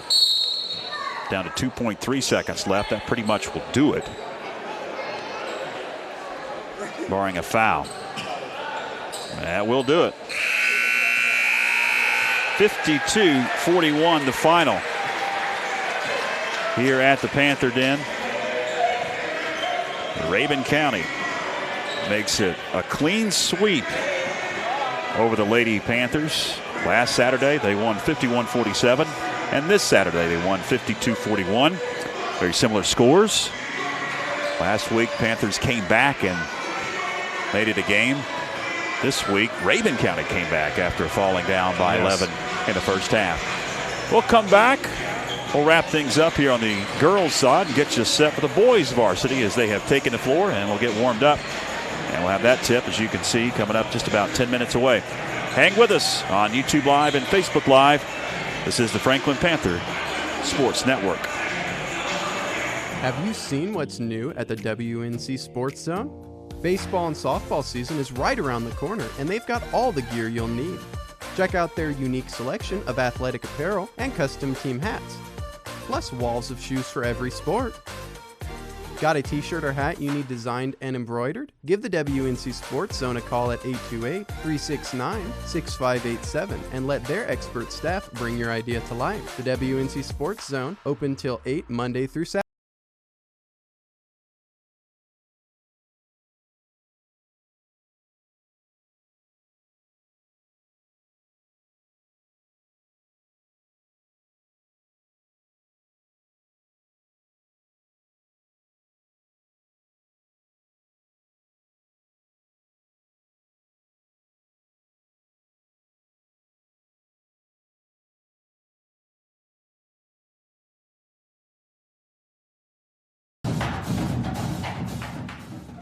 This is beyond X's and O's. This is the difference mutual respect makes. This is what character looks like. This is what defines us in North Carolina. This is sportsmanship. School sports, it's not the outcome that matters most, but the way the games are played. This message presented by the North Carolina High School Athletic Association and the North Carolina Athletic Directors Association.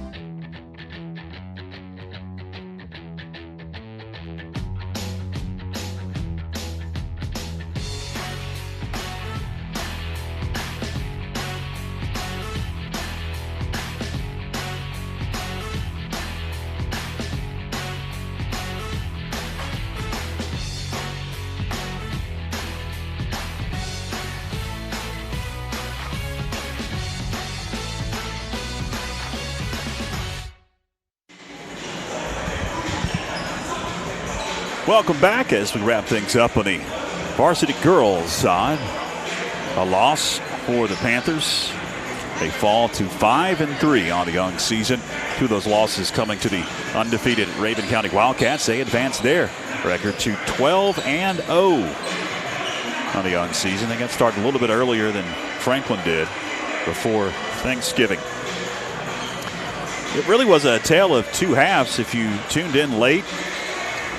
The first half, actually the first quarter, was dominated by Franklin. Jumped out to an 11-point lead. At one point, Rabun stormed back. Had a marginal lead at the break, Tony. But in that second half, it just seemed like the turnovers couldn't overcome. The Lady Panthers couldn't overcome those turnovers, and the press really affected them. Yeah, correct. And that's where when you're playing against a pressing team like Rabun County is, you just hope that you can hold on and hold in there, because that press is coming, and you have to stop them from scoring. So you have to do two different things. You have to stop them on defense, because if you stop them on defense, they're not able to put that press on, and that's what was happening early. But then once they were able to score, they were able to put that pressure on, and then they started gaining momentum, and the Lady Panthers couldn't get it back. And you played last night, too. Right, correct. And it seemed like legs maybe started to give out for some of the starters. Coach Harbarker tried to counter with some bench players, and it just was not a good recipe for a victory this afternoon. 52-41, the final. And the Panthers will be back in action on Monday against the Tuscola Mountaineers, and we'll have that game right here on the Franklin Panther Sports Network.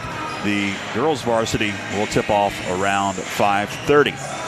All right, we'll take a break here, come back, and we'll get you the starting lineups and get you set for the boys varsity. Thanks for joining us here on YouTube Live and Facebook Live. You're locked into the Franklin Panther Sports Network. Have you seen what's new at the WNC Sports Zone? Baseball and softball season is right around the corner, and they've got all the gear you'll need. Check out their unique selection of athletic apparel and custom team hats, plus walls of shoes for every sport. Got a t-shirt or hat you need designed and embroidered? Give the WNC Sports Zone a call at 828-369-6587 and let their expert staff bring your idea to life. The WNC Sports Zone, open till 8 Monday through Saturday. For those of you sitting at home right now, thank you for tuning in, but you guys are getting some great perspective. This camera work. I hope you guys that are watching tonight understand what you're watching. Even if you can't appreciate what me and Mike Wood have to say, if you're not watching this and you're at home, you're blowing a great opportunity. A lot of resources going into this, and we got some great people, including you, George, and including Ben Walker over here behind me, making this thing happen.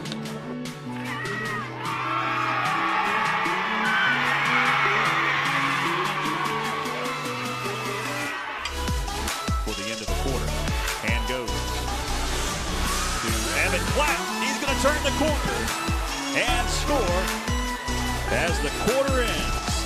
Clapp 20 yards out, and Franklin has taken a 13-7 lead.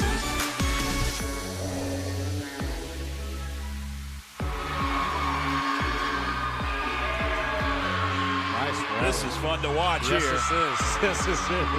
A lot of heart. We want to. As Coach Goldsmith and the previous coaches before him and Coach Josh and his staff here, there's a tradition that has been built here the last 15, 18 years. We've got to continue to be physical. Now, watching film on the sideline, we are knocking them around when we're getting to them. And defensively, I think it comes down to fundamentals. Those guys just going where they've been coached to go, and we'll be fine.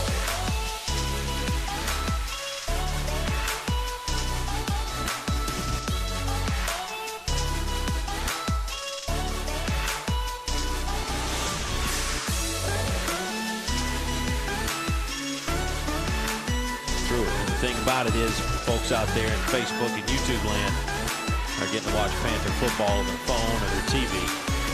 Good stuff. Daniel always runs like somebody just set the living room on fire, and he's trying to get out of there. It's fun to watch. Out of the gun on 3rd down and long. Looks to fire. Hits Price. 25-30, and Price will pick up the first down. Still fighting. Keep fighting, baby! And he is finally going to be knocked out of bounds.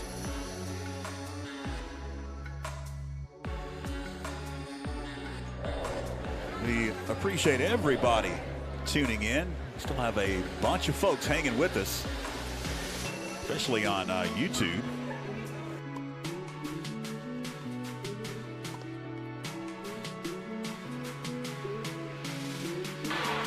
Will they give us the rope-a-dope? Because they're back.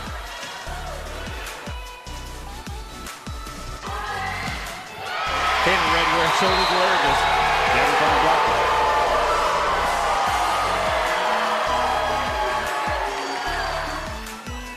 First down and 15. Seth Price turns a corner. Seth Price will score. A lot of ability, good movement, can throw the ball, and a smart kid. Proud for Tim and Amy here. And he's tough. He likes this sport. Got that from his mama.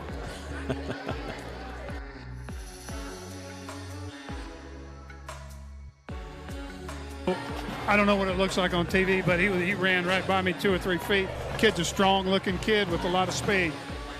First and goal after the penalty at the 3-yard line. Sitting right up the middle, and he is in. Touchdown. 2:06 to go in the second. Franklin regains the lead. It's 20-14. Noah sitting right over that strong side of the left side of the offensive line. Took it right in, almost untouched. Panthers for 6.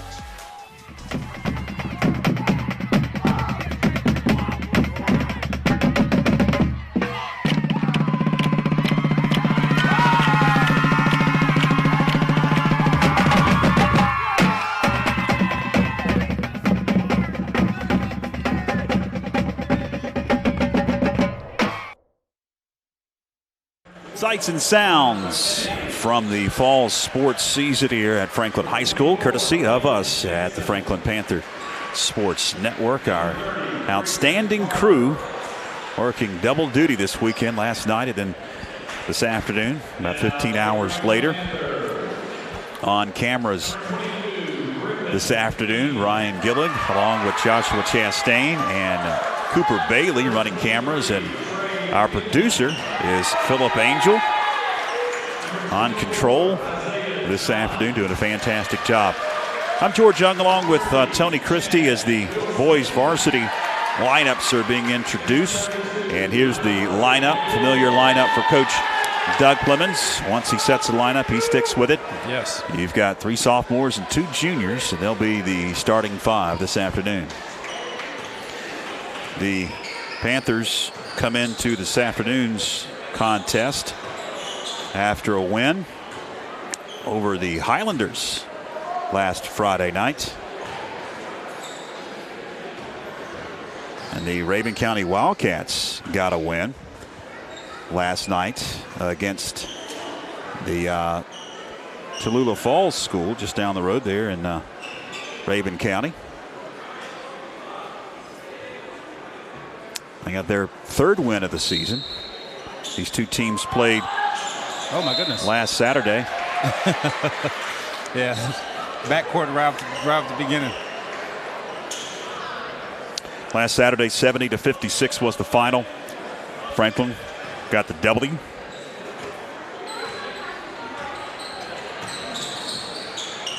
Six and 1 coming into this one as Coach Doug Clemens. And the Rabun County team is they're a young team, just like the Franklin Panthers. Gus Hood shot from 3 wouldn't fall. Rebound picked up. Isaiah John's collision. Wilson into the padding behind the goal. And Panthers came out in a man-to-man.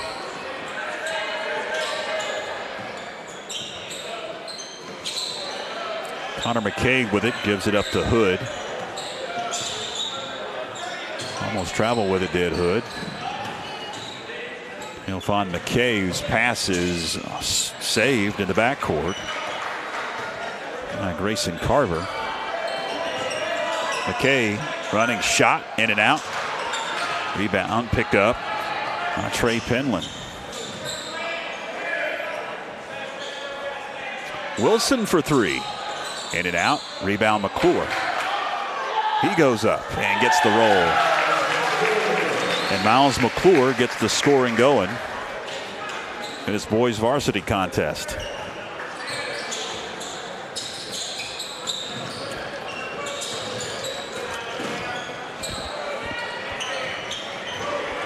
Gus Hood couldn't convert in the paint. Rebound Griffin Green. Johns for 3. Wilson with the rebound. He goes up. It wouldn't fall. The tip up on Trey Penland.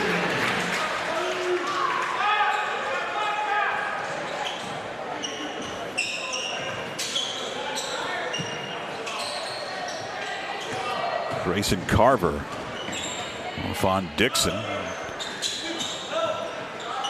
McKay. Pass intercepted. Chad Wilson gets caught up in traffic, regains, and hits. And just like I said last night, Chad just always in the right place, because right there on that steal, he was just in the passing lane, and the kid threw it to him. Gus Hood. Von Carver up top. Travel. Yeah, it looked like he did travel. Sam Adams for 3.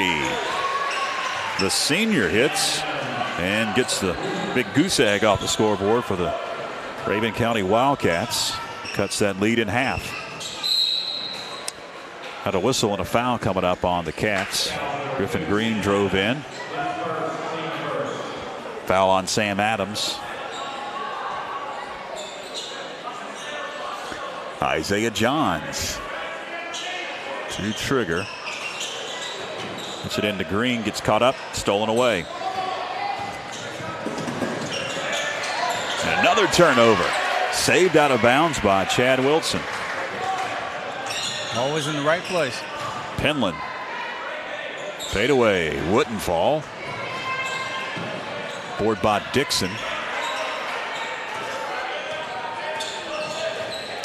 And Gus Hood gonna direct traffic for Coach David Adcock. McKay gets the bucket.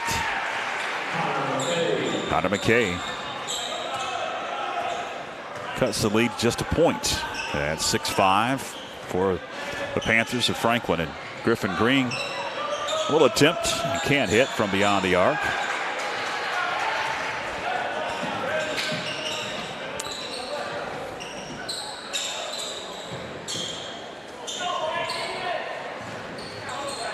McKay gives the Rabun County Wildcats the lead.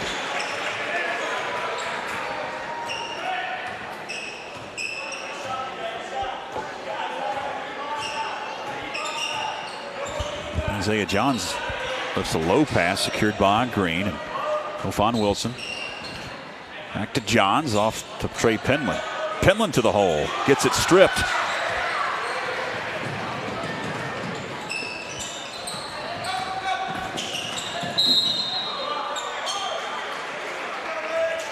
We got a whistle and a foul on Franklin. Isaiah Johns will pick up the foul. That'll be his first.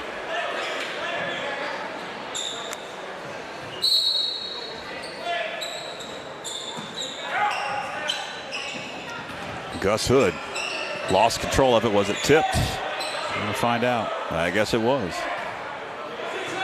I don't think Gus Hood thought it was. He waited a long time before he picked it up.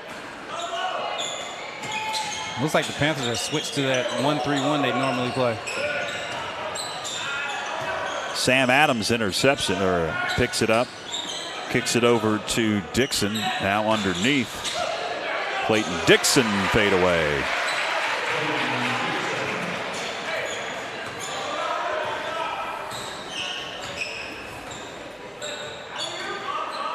Johns got the bucket along too. His foot was on the line. Breaks the scoring drought for the Panthers. That right there, that's one of those shots that you're like, man, that's a great shot. Make sure you step a little bit further back next time. Just a couple of inches from being a 3. Yes. Three ball would not fall, but there for the stick back, Sam Adams.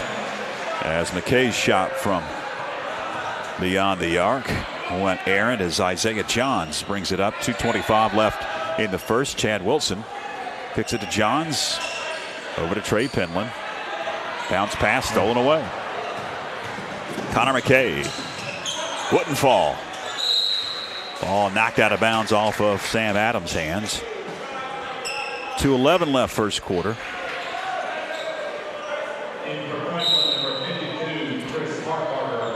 Chris Hartbarger going to check in for Coach Doug Clemens. And he'll do the honors to get it in bounds. And that was Hartbarger coming in at 6'6", in for a 6'4" player. So they're extremely huge now. McClure gets position. Can't hit. Got his own rebound. Falls over a player. Good assist, Miles. Hartbarger picks it up, and he gets the bucket to go. Now we've got the Panther needs to tie a shoe. I think that's Griffin Green. So whistle to play dead for a moment. Minute 49 left first quarter.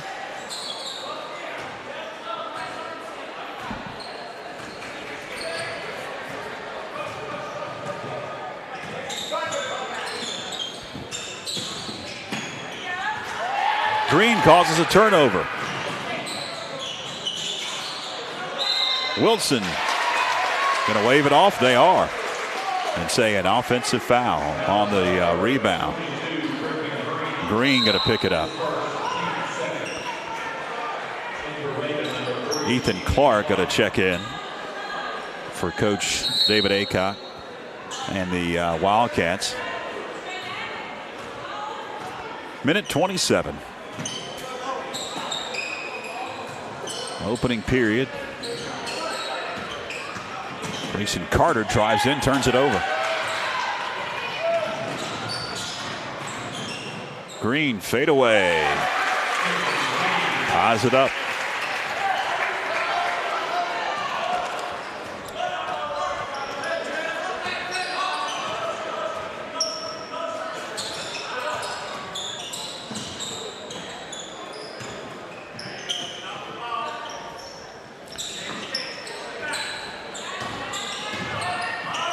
Three ball, Dixon, no. Board picked up by Isaiah Johns, and he's going to race down court. Get the floater to go. Shots are falling here late in the first quarter. And that was a good job by Isaiah being under control going down for the break. Just pulling up, taking what the defense gives him.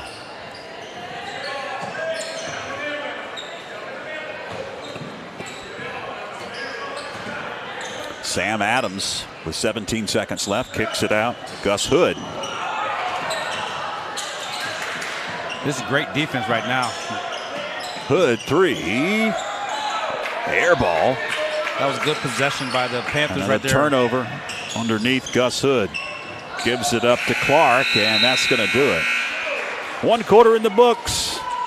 Panthers up 14-12. Second frame coming up. Hang with us. Have you seen what's new at the WNC Sports Zone? Baseball and softball season is right around the corner, and they've got all the gear you'll need. Check out their unique selection of athletic apparel and custom team hats, plus walls of shoes for every sport. Got a t-shirt or hat you need designed and embroidered? Give the WNC Sports Zone a call at 828-369-6587 and let their expert staff bring your idea to life. The WNC Sports Zone, open till 8 Monday through Saturday.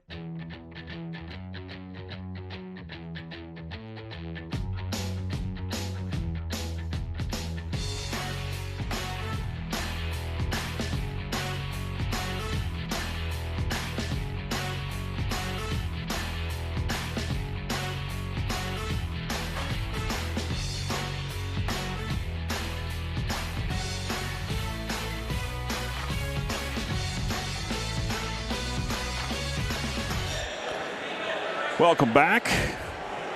1 quarter in the books. And this battle of rivals. Glad that you're with us on YouTube Live and Facebook Live. A lot of things are happening. In fact, the first semifinal is about to kick off in Atlanta. The 3-ball is up and good by Ethan Clark.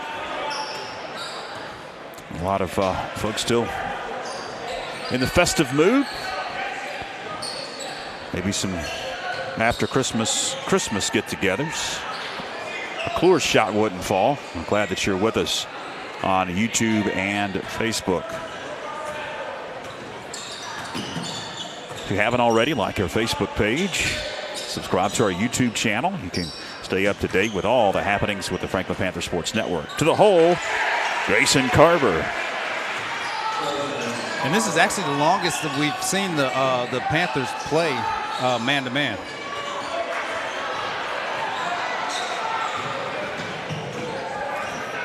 McKay brings it up. McKay to the hole.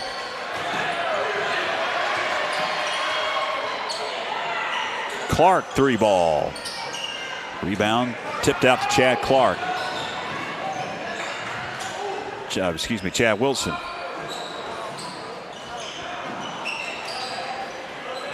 Wilson for 3. Got it. Chad Wilson. And Chad last night, it was kind of interesting. He was in foul trouble, but he was still the leading scorer for the game. Another turnover. It's Griffin Green. He got the bucket to go, and the Panthers regain the lead. Offensive explosion for both teams to begin this second period.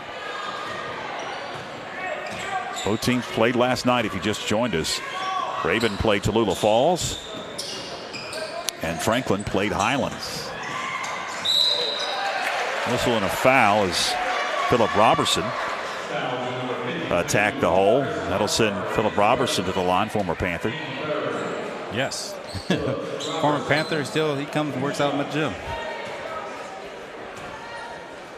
A big brace on his leg. Yeah, he actually tore his ACL last year, I believe, and he's back now, and he's actually looking very good off a major injury like that to your knee. Trey Woodard going to check into the game, along with Trey Penland.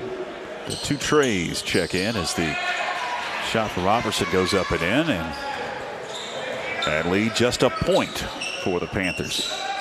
Woodard over to Johns, up high, finds Penland. Out to Johns, thought about a 3. Zaya's shot rims out. Who last touched it? And it's off of a Wildcat.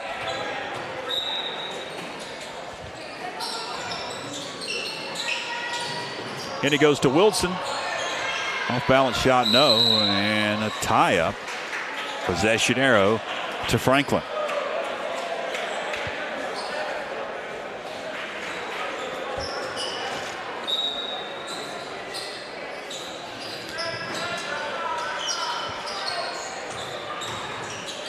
Green caught it, and the foul.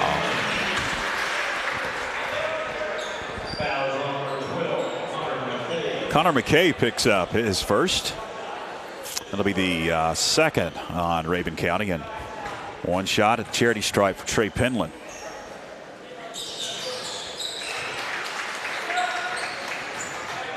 See what they can do right now on the defensive end, playing the man-to-man.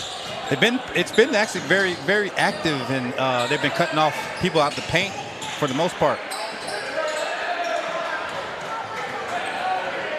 Big rebound by Miles there. Dunk on him. There you go. Now that's how you take it to the basket. Been waiting for that the whole season. That right there, that's what you do. I wish there was replay.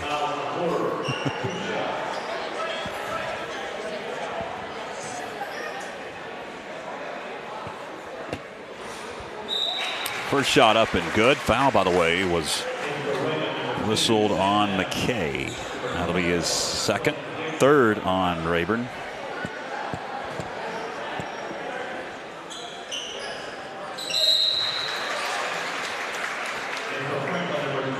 All the technology we've got. This is, you're going to love this. The Face ID on my new phone will not recognize me when I have my headset on. That's perfect. Yeah, I just have realized that. It won't open up. I realize I have my headset on. Dixon to the hole, off balance, just threw it up and it went in.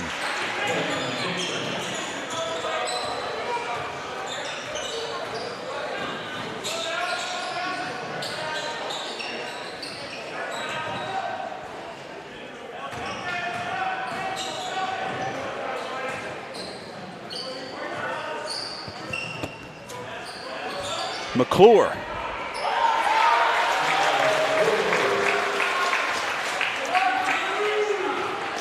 Six-point advantage for the Panthers in this cat fight. And away for the basketball, we've got a whistle and a foul.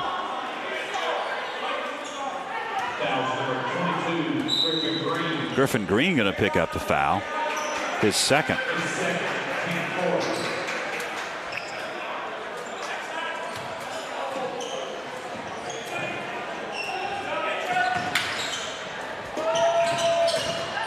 Hood going up and down. They'll say it's dual possession and he'll get the bucket.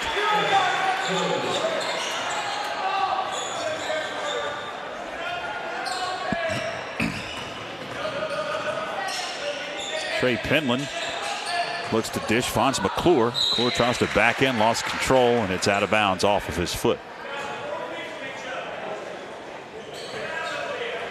And you can probably hear Coach Splenden's what he's saying. He's saying on offense, everyone's 4 feet from each other, so the spacing's a little off. Dixon's three wouldn't fall for the Cats. Rebound to Penland. Down court, too tough for Miles McClure to save it out of bounds. And a turnover.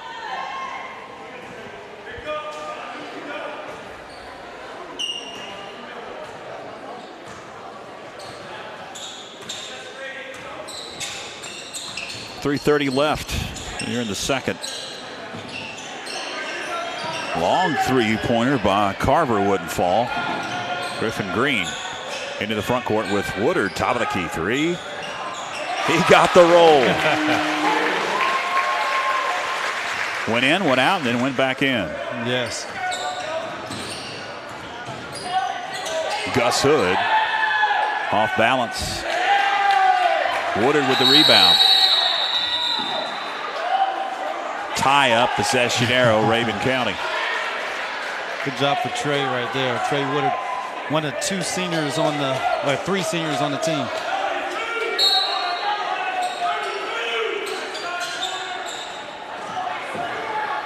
Carver's three, no.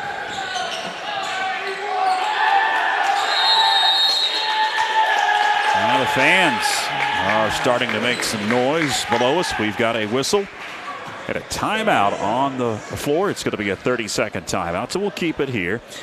Reminder, fans, we've got more basketball action for you coming up on Monday here on the Franklin Panther Sports Network, YouTube Live, Facebook Live, if you haven't already.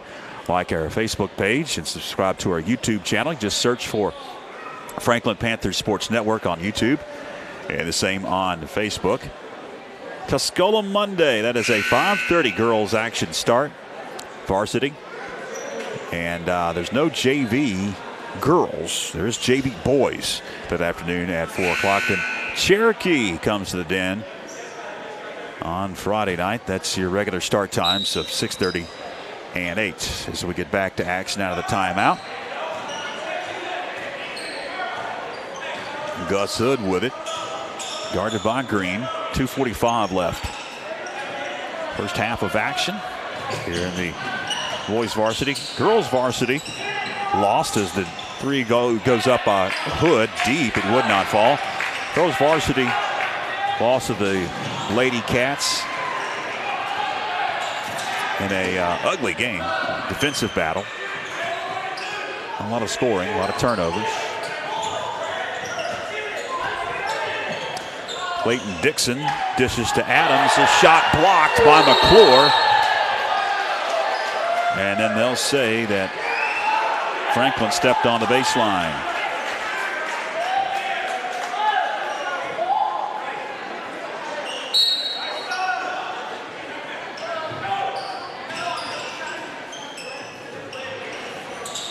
Three wouldn't fall.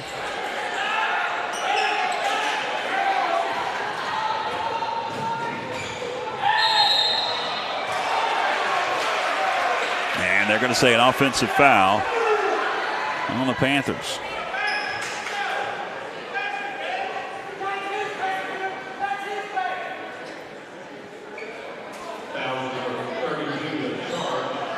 They're going to whistle that one on McClure.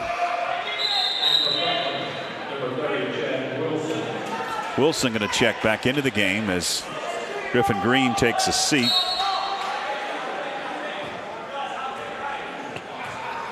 See if they can keep this intensity up with this man-to-man.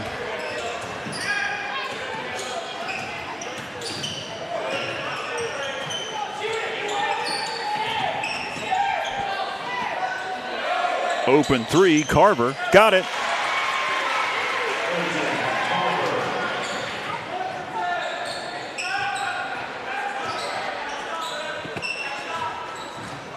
Seconds left here in the first half of action. Trey Woodard. Alphon Styles.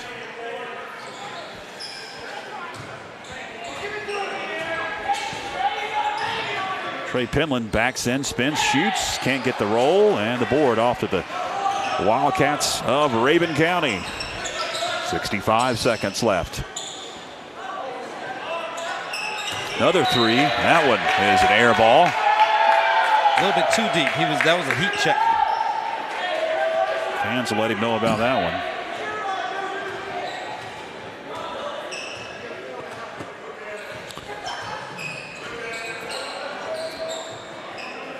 Styles finds Penland up high, gives it up to Woodard. Woodard shot will hit the bottom of the net. Woodard's been looking good ever since he came in. Panthers with a 6-point advantage, down to 37 seconds left. Gus Hood, top of the key three. In and out. Rebound Penland, then he gets his pocket picked out of bounds off of Rabun County. The clock continues to tick, lost about 5 seconds. Down to 24.7 left.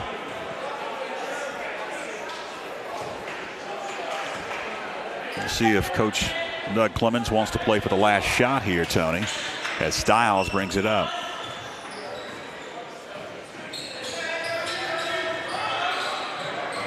Woodard backs it out. 10 seconds left. Over to Chad Wilson. Now Penland backs in. Wilson. Right place, right time. Up the rebound. His shot wouldn't fall. That's going to do it for the first half of action here at the Panther Den. 31-25 at intermission of the boys varsity. We'll get some halftime stats, some analysis, and we'll get you set for the beginning of the third quarter here in just a few moments. Hang with us on YouTube Live and Facebook Live. You're locked into the Franklin Panthers Sports Network. Have you seen what's new at the WNC Sports Zone?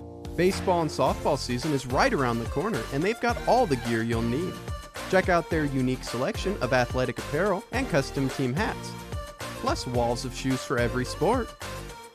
Got a t-shirt or hat you need designed and embroidered? Give the WNC Sports Zone a call at 828-369-6587 and let their expert staff bring your idea to life. The WNC Sports Zone, open till 8 Monday through Saturday.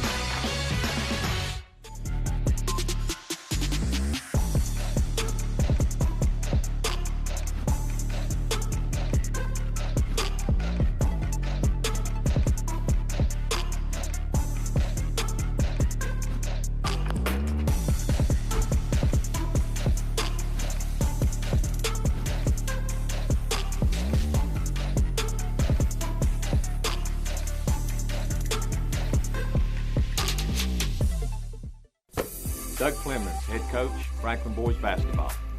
I'm Trey Woodard, and I'm a senior. I'm Eli Gilbert, junior. I'm Kellen Stiles, sophomore. My name is Trey Penland, and I'm a sophomore. My name is Seth Kirby, and I'm a junior. Griffin Green, sophomore. Miles McCool, sophomore. Isaiah Johns, junior. My name is Chad Wilson, and I'm a junior. Braden Soroka, senior. Bennett Swafford, senior. Dexter Jennings, junior. Chris Hartbarger, I'm a senior. Ross Rogers, junior.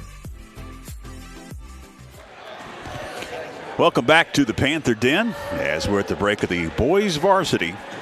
31-25, a 6-point advantage for Coach Doug Clemens' Panthers, seeking their second victory over the Rabun County Wildcats in a week. They played last Saturday, and Tigers 70-56 was the final in that contest. And this one went back and forth. Panthers jumped out to an early lead, Tony, and then late there in that second, hit some shots, hit some threes, and played some good defense. Yes, and it's different because they're actually playing. They're playing man to man, and they rarely play man to man that long. They'll play from a possession or two, but they've actually played the whole first half, and that's a change, and it's good because how they play in that zone, in the zones they play, they have man principles. So if you can actually play man, then it opens up that zone for them, and I think that's what they're working on, and they're trying to get the ball inside, and it's worked some, and they're trying to work the ball from inside to out, and and Rabun County is a young team, just like the Panthers are a young team, and they'll, as you can tell, as this rivalry goes, through the years, it's going to become an even better and better game. It seemed like Rabun County was not shy at shooting the three either. No. a lot of times when you're playing against a team that's as big as Franklin, the great equalizer is the three-point shot, and that's what they want to do. And a lot of younger players, that's what they see now. They see that that's the way they think that's how you do it. Which, if you're watching the Golden State Warriors or someone that shoots a lot of threes, they're actually getting the ball inside first, and then it's coming out. It's going inside by either a pass or the dribble, and from there everyone's collapsing, and then you throw it out for open three-pointers. And you've got a few of the Golden State Warriors, Steph Curry, who is an unbelievable shooter. So that helps. Yes. That helps. But I tell you what, I train a lot of kids, and they think they're Steph Curry too. I'm sure. If they could only hit shots like Steph Curry. Yes. All right, fans. We've got about 5 minutes or so until we'll tip off the third quarter here at the Panther Den. And a reminder before we take our final break that we've got more basketball for you. Our final break here on the halftime report. Got more basketball for you coming up on Monday. It's the Tuscola Mountaineers coming here to the Panther Den. And then next Friday, it's the Cherokee Braves. And then the conference season starts for the Panthers on the 7th of January at Hendersonville. We'll have that game. But then on Friday, the 10th of January, it's the Brevard Blue Devils. First conference game we'll do here on the Franklin Panther Sports Network. Those games will be available on YouTube and on Facebook. So go ahead and like our page, subscribe to our YouTube channel if you haven't already. All right, we'll take a break. Third quarter coming up. Stay with us.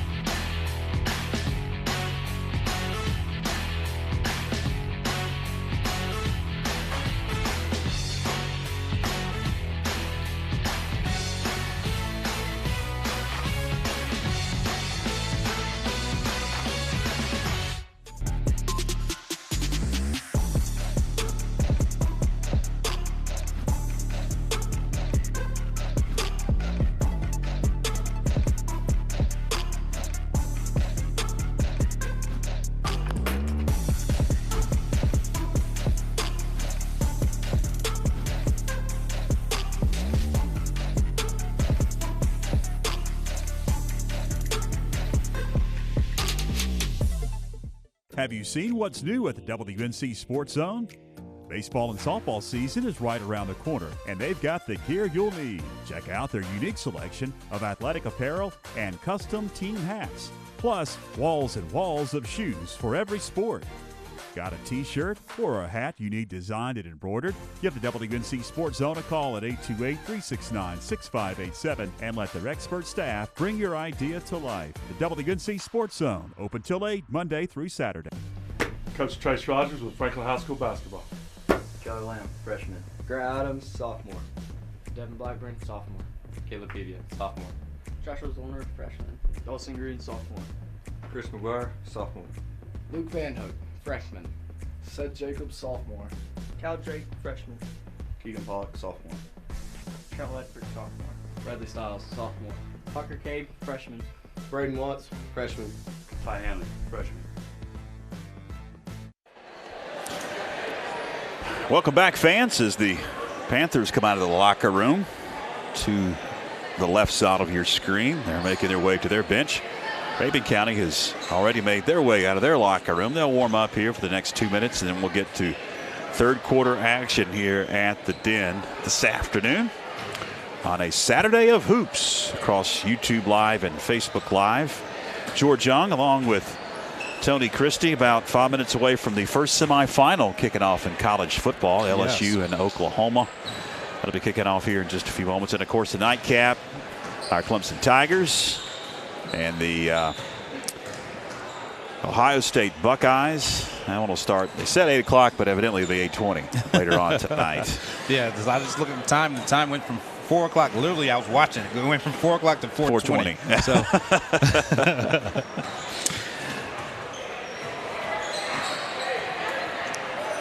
We'll see what happens here in this second half, Tony, but it was pretty entertaining in that first half. We'll see if that continues. Panthers able to win convincingly 70-56 a week ago.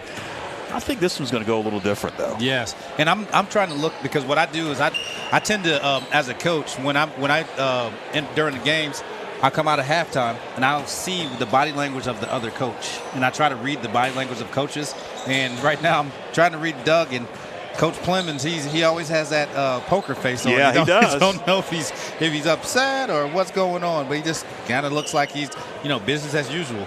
And hopefully they can come out and really get establish himself inside and play some tough defense in this the first 4 minutes of this third quarter and take this game over.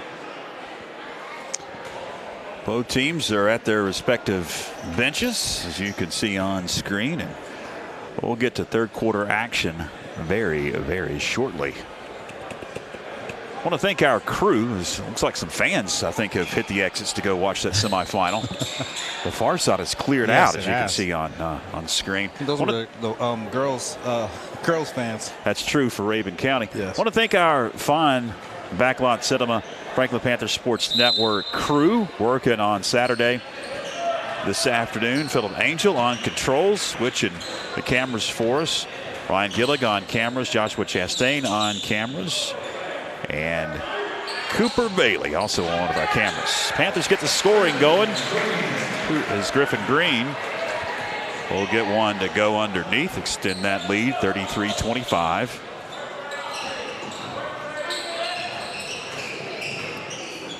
Falling down, and it's a turnover.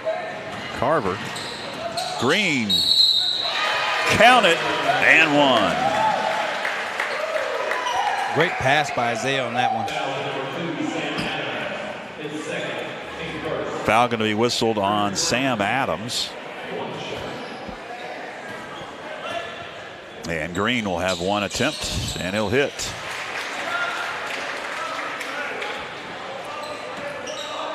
Now all of a sudden an 11-point advantage out of the gate. Panthers have broken it open. McKay drives in, kicks it over to Adams. Adams to Carver, guarded by Chad Wilson. Quickly gives it up to Sam Adams. So check that to Connor McKay, who will jacket hit a three, and the basket's all jacked up. They'll get the net out of the rim, and we'll get back to action. 7 minutes left, third quarter after the three, 36-28. Panther advantage. Griffin Green directs traffic, swings it over to Penland. Penland dishes to Miles McClure, baseline jumper, and McClure hits. And the Panthers have come out of the gate with the shooting eye. They've been hitting shots left and right, and back to a 10-point advantage. McKay picks up his dribble. Over goes Sam Adams. The Wildcats now finds Carver high. McKay backing in. Great lifting defense. A wild shot. But got the bank. Yeah, but that was great defense by Trey right there. He saved in between him and the basket, and it was just a little bit better offense. A little bit lucky, but that was great defense by Trey. McClure, free throw line with the J. Back to a 10-point lead. Gus Hood brings it up for Coach David Adcock. And his Cats drives in, loses control, does Hood, off to the races. Griffin Green gives it up to McClure. He should have actually took that one. He was being unselfish, but he actually should have took that one. Hood kicks it out. Carver spins, wouldn't fall. Rebound. Miles McClure. Johns now inside the arc jumper. No, and Rabun will grab the board with McKay.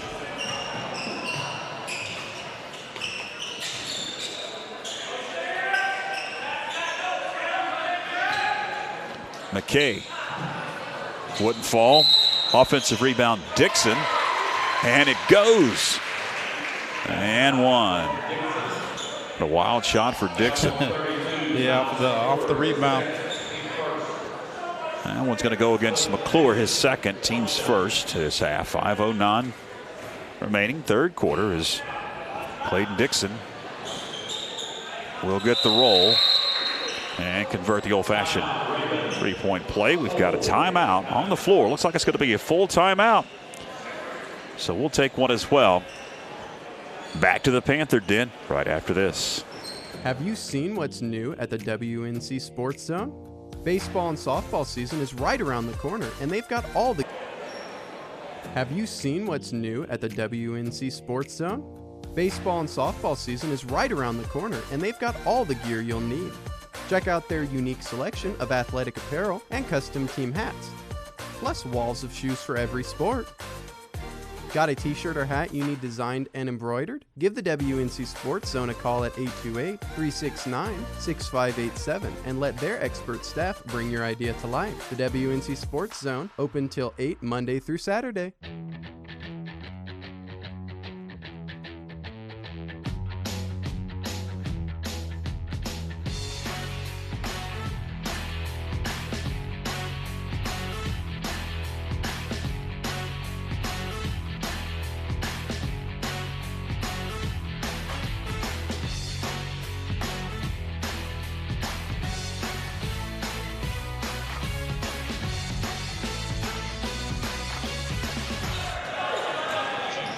We're back to action here at the Panther Den. Deep three is off the mark by Ethan Clark. Saved out of bounds. Going to be into the hands of Grayson Carver. Another three ball up and good by Connor McKay. We talked about that in the halftime report. We're not shy at jacking threes, Tony. Yes, and that will get you back in the game super fast. Panthers try to answer, and it wouldn't fall. Isaiah Johns off to McClure. Rebound, Green. Goes back up. Can't get the bucket, but he was fouled.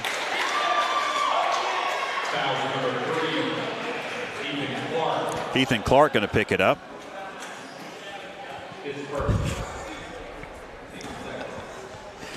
Foul shots for Green.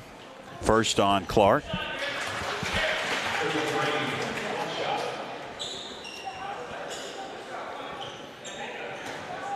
And the Panthers look real good on this with this man-to-man defense. They just have to make sure they close out high hands and they're there on the catch when these Raven County shooters catch the ball.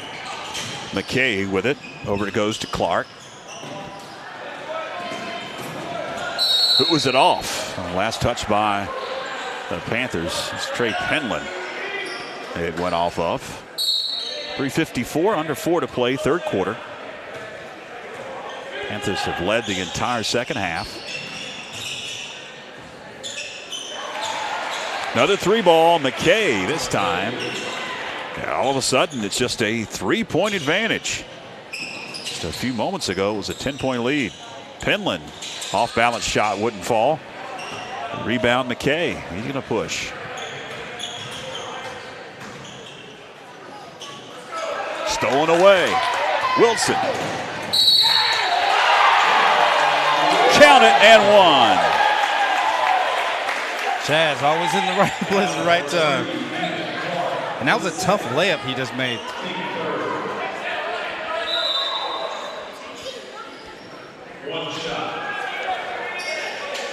Chad Wilson at the charity stripe. They're going to whistle that one on Ethan Clark, his second, team's third this half. And trying to give the Panthers a 6-point lead. Can't hit.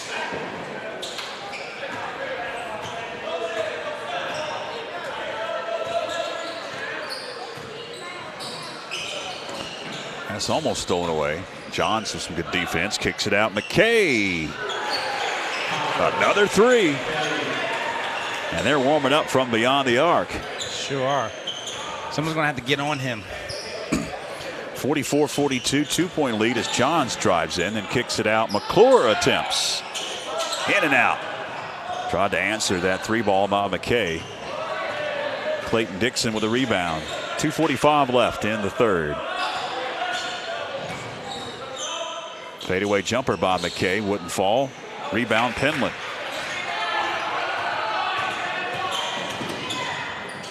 Wilson for 3. Hits the top of the backboard. Saved out of bounds into the hands of Grayson Carver. Robertson powers up. Gets his own rebound. And he'll get knocked to the deck at a foul. Who's it on? Johns, or is it on McClure? It's going against Isaiah Johns. That'll be his second. The second on Franklin, as Robertson will be at the line for 2 shots to try to tie the game.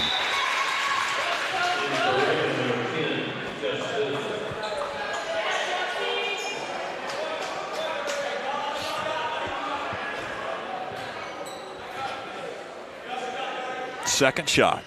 Ties it up. Stiles and Woodard check in for Coach Doug Clemens.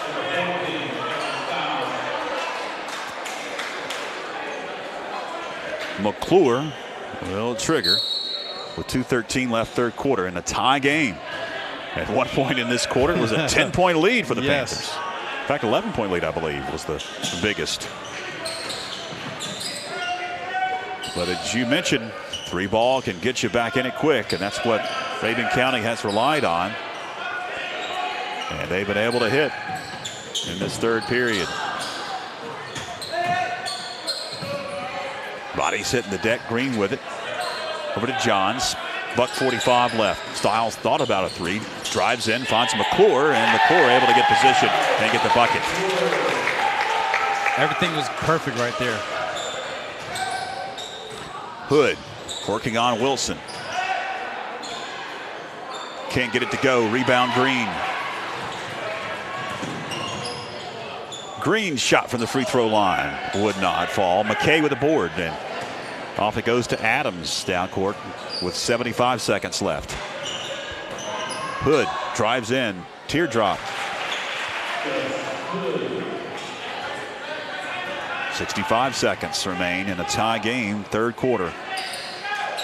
McClure. Johns for 3. Air ball. Sam Adams with the rebound.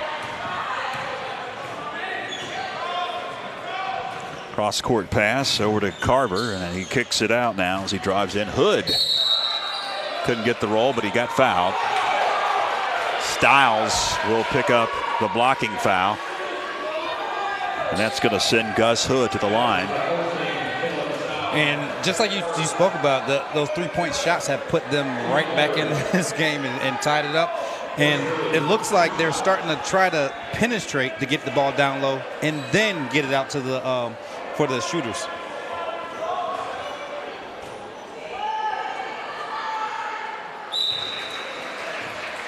Rabun County has regained the lead in this game. Grayson will make that. Clayton Dixon checks into the game. Coach David Adcock and the Wildcats. One more at the charity stripe for Hood, and he can't convert. Offensive board, Dixon has just checked in. He's going to back it out. Now jack a 3. Dixon can't hit. Air ball. Green saves it out of bounds into the hands of Johns. 40 seconds left. Stiles holds it high. And finds Woodard. Bounce pass stolen away.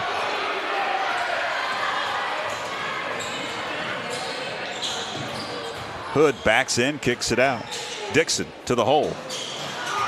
Rebound Stiles. 15 seconds remaining third quarter. Johns into the corner. Green 3. It's off the mark. Rebound Robertson. 7 seconds left. Olvera has checked in. He had it briefly. Feeds underneath. Dixon at the buzzer. And Rabun County, after 3 quarters, holds a 49-46 advantage. As we head to break, fourth and final period coming up. Hang with us across the Franklin Panther Sports Network.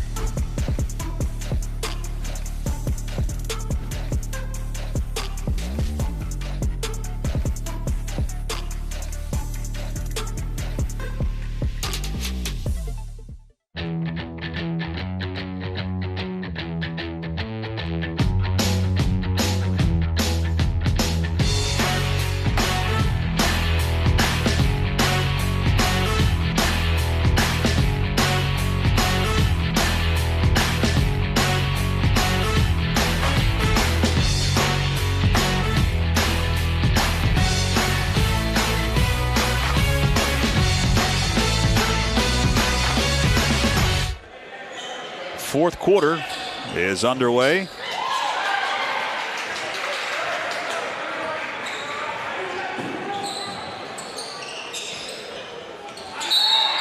McClure is going to get fouled.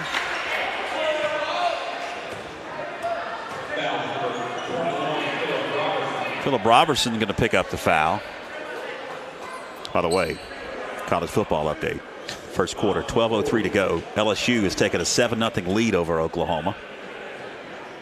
Go Tigers. In the college football semifinal. The Peach Bowl from Atlanta. As the first shot is up and good. 2-point advantage for Rabun County. And McClure will hit the second. And we may or may not be watching that game here in the booth. Grayson Dixon, that Clayton Dixon. We'll bring it up, and now we've got a whistle and bodies hit the deck. Looks like foul on Trey Penland. That'll be his first, team's fourth.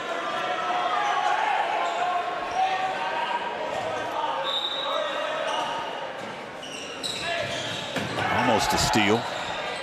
Thus Hood kicks it into the corner. Now Robertson will drive in, and there's a timeout called by head coach David Adcock, and the Rabun County Wildcats want to talk it over. It's going to be a 30-second timeout, so we will keep it here because we don't want to miss any of the action. And right now, the Panthers just have to get it together and take the time on defense and be patient on defense, because that's one thing that young teams, they rarely realize, that if you're patient on defense, people will give you the ball. Pressure, make sure you're box out, contest every shot, box out, and go get the ball.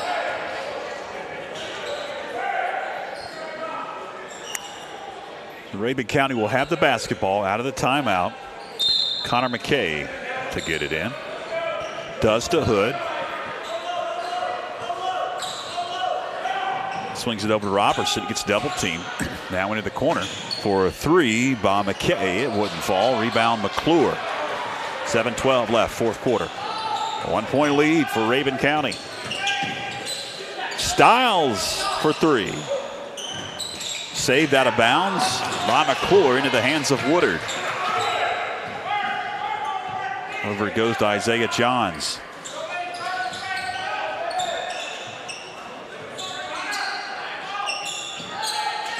Penland spins short. Hood will slowly bring it up. Both these two teams played last night. Tallulah Falls was the opponent for the Wildcats. Panthers played the Highlanders of Highlands. That game was a thriller. This one is heading towards that same fate. Robertson to the hole. No, got his own rebound and the stick back.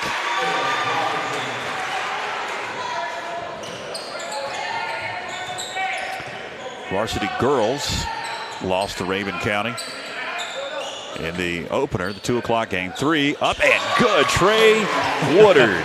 He can get warmed up. Yes, he is. I tell you what, that'll he's be been a good warm, thing. I think, because I don't think he's actually missed a shot yet. We saw him hit some threes last night. Yes.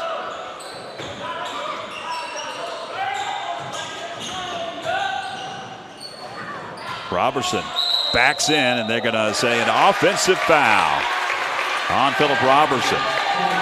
Knocked Isaiah Johns to the deck. Foul on Robertson, that's his second, and the fifth whistled on Rabun.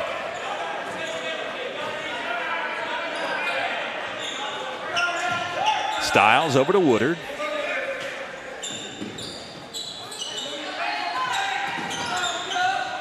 Kellen got caught up in traffic, kicks it out beyond the arc. Now Trey Woodard with it. Johns thought about possibly a jack and one. Thought better of it. Woodard over to Johns. Now Ponzalane. And before the shot, we've got a whistle and a foul. And that was a perfect possession right there. They moved the ball from side to side 3 or 4 times. And in high school, if you actually in high school, if you move it side to side once, you should get that layup right, like how he just did. But 4 or 5 times, like, it's an easy lane to the basket. Foul whistled on Grayson Carver, his first, team 6th.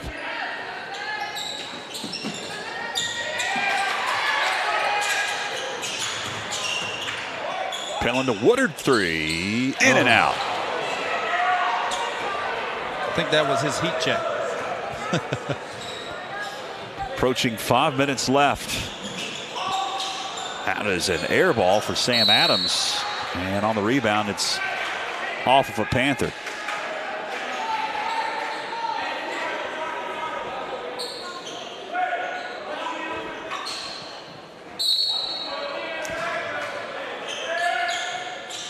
High pass, secured on McKay. Was it saved? No, it was off of Woodard.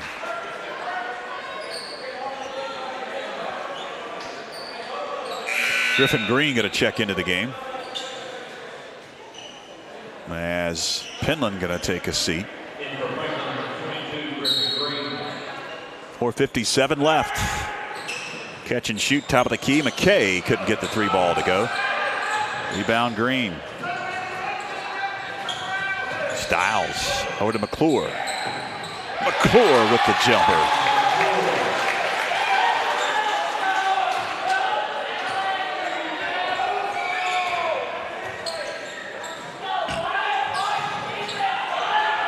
Looks like they've gone back to a, I don't know if it's a 2-3 or 1-3-1, but they're in the zone right now at the moment. Trying to confuse the looks of what they're trying to do on defense. Grayson Carver going to check into the game for the Wildcats. They'll have possession. Gus Hood give it up to Dixon. Dixon harassed. And a turnover. And an immediate whistle. And a foul for Rabun County. 7th foul whistle this half, so 1-1. And that's what Trey Woodard brings. He brings a lot of grit and toughness to the team.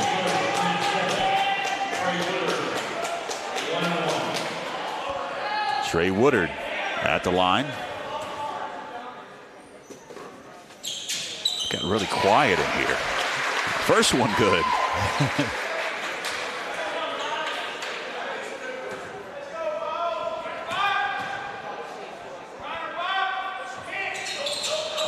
Second one wouldn't fall.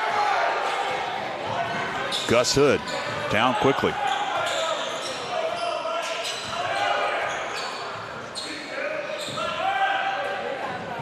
Sam Adams will feed a cutting McKay, and a whistle and a foul.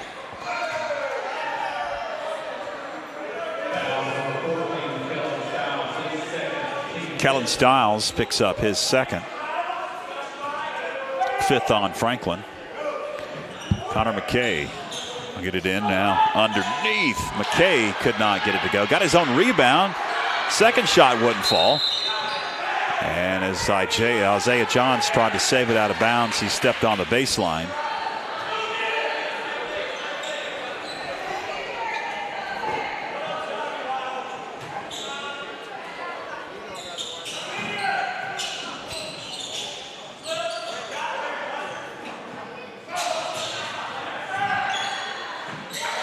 Got that one to go. And Connor McKay. So we tick towards 3.5 left. And a one-point game. Franklin game. Give it to him.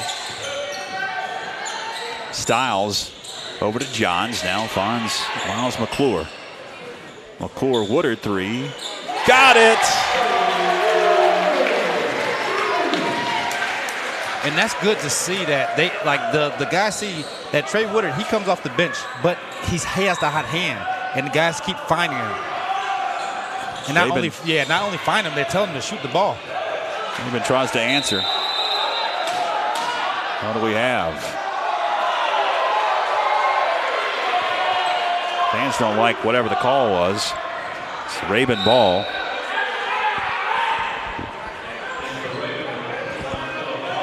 Philip Robertson checks in. 3:01 left, fourth quarter.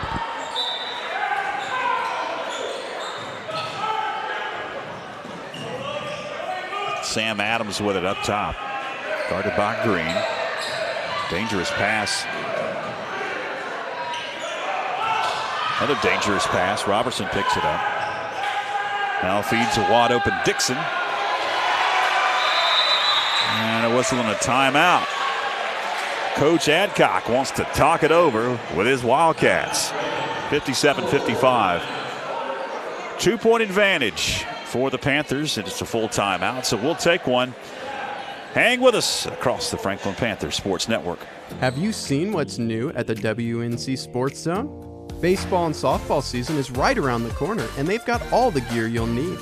Check out their unique selection of athletic apparel and custom team hats, plus walls of shoes for every sport. Got a t-shirt or hat you need designed and embroidered? Give the WNC Sports Zone a call at 828-369-6587 and let their expert staff bring your idea to life. The WNC Sports Zone, open till 8 Monday through Saturday.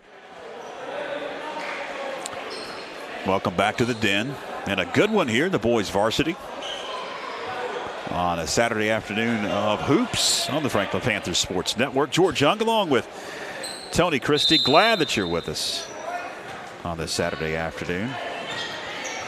And they have 2:45 to bring this one home and actually get it inside, because they're playing man-to-man. And between Miles McClure and Griffin Green and Trey Penland, they have a three-headed monster down low that should get him some points. Green has it. Finds Woodard. Draining some clock here. Down to 2:10 left.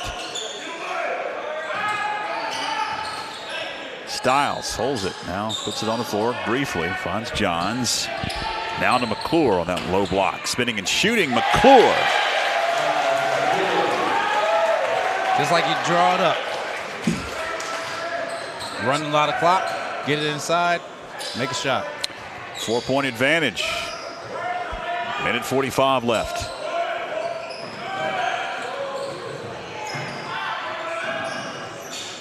Layden Dixon's pass over to Clark, now into the corner for a three by Carver, would not fall. 90 seconds left. Panthers push. Isaiah Johns to the hole. Count it and one.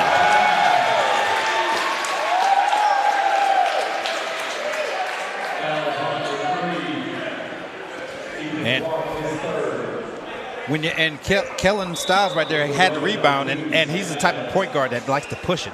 And right there, they were opportunistic and actually got an easy basket right there. Good job by running by Isaiah. Ethan Clark picked up the foul, his third, 8th on Rabun. Old-fashioned three-point play, 62-55. We've got a full timeout on the floor, so we'll take one. On YouTube Live and Facebook Live, you're locked in to the Franklin Panther Sports Network.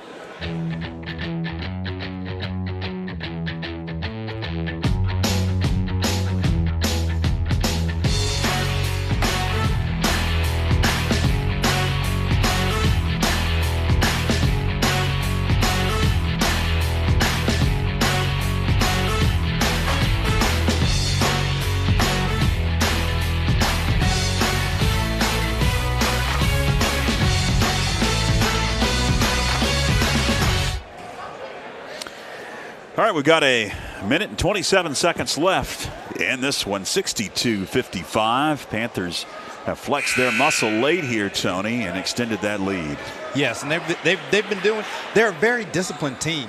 They know how to move the ball around, especially when they go to that kind of stall looking thing that they do sometimes. When they go to that, they're really trying to get the ball, trying to lull you to sleep so they can get the ball inside, and that's where they've been able to do. Coach Clemens comes out with some pressure right here after that timeout. Trap in the corner, they'll break it. Sam Adams with it. Feeds a wide open Clayton Dixon, and he gets the bucket to go. 62-57. 70 seconds left, fourth quarter. Rabun ramping up the defense. And we've got a blocking foul on Gus Hood. He takes a tough one, I think, in the gut. He doubles over. They'll get him up and limping a little bit. Okay, and stay in the game. Stiles will be at the line for 1-1. That's the 9th team foul on Rabun, and the first on Gus Hood. Wouldn't fall. The front end missed. That's a big one. Gives some hope for the Wildcats. Down by 5. Spinning and shooting, air ball by Gus Hood. And that was good defense by Miles coming up and helping Kellen on that screen. Philip Robertson checks in for Coach Adcock.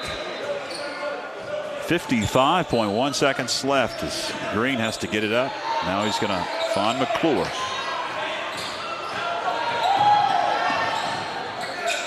Training clock, 45 seconds left. Green backs it out. Now picks up his dribble to find Johns, and now a whistle and a timeout. Going to be called by Coach Doug Clemens. Is it a 30-second timeout? It will be a 30-second timeout. So we'll keep it here. By the way, update in the college football playoff in the Peach Bowl. It's a game. Oklahoma answered. Tied up at 7 now in Atlanta with about 5 minutes left in that first quarter.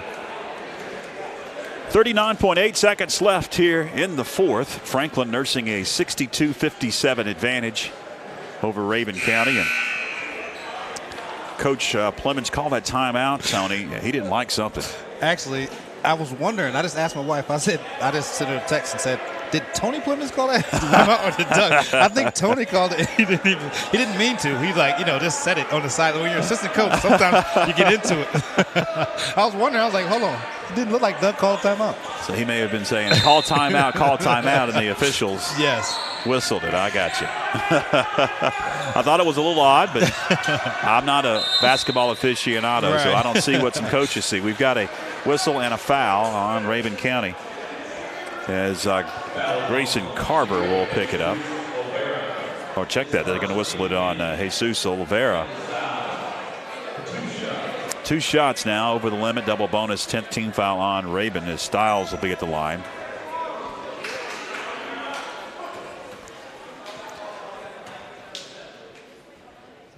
And he can't convert on the first one. Back-to-back misses at the free throw line for the Panthers. Could have iced it here. Leaves the door open. I've coached Kellen for a number of years, and I would tell him right now to finish on your toes. Yeah. He did that time. He sure did, and it went in. Yes. Chad Wilson into the game. Stiles going to take a seat.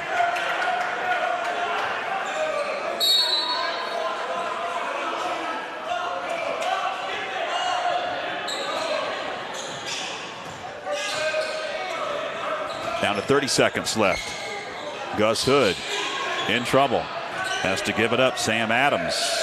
Again, Adams in trouble. Draining a lot of clock here. McKay down to 20 seconds left. Fadeaway wouldn't fall. McKay gets his own rebound. His second shot blocked.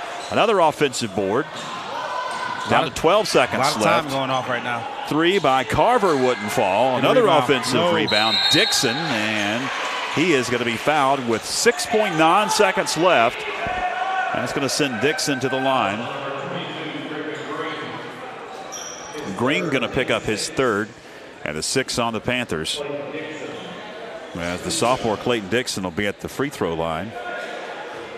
And that's the only way they can actually, Rabun County has a chance if they're able to score while the clock is stopped. And they couldn't that time. Adcock looks like he wants to empty his bench. Olvera checks in along with Nick Bradley.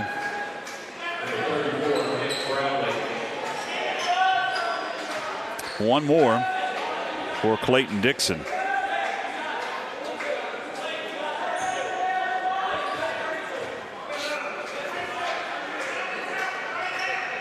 He got the second to fall, and another timeout going to be called by Coach Doug Plemons. It's going to be a full timeout, so we'll take one. Hang with us across YouTube and Facebook. This is the Franklin Panthers Sports Network.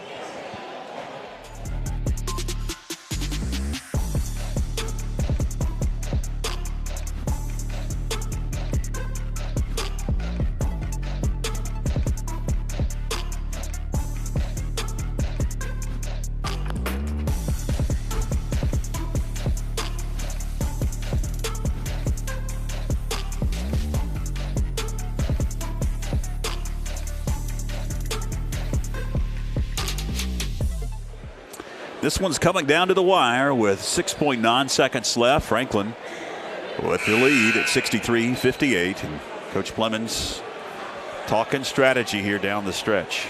Yeah, and Coach, he's making sure that everyone knows exactly where they're supposed to go, because and let them know what they're doing on offense, on the offensive end, and after they come down and they're going to have free throws, what they're going to do on the defensive end.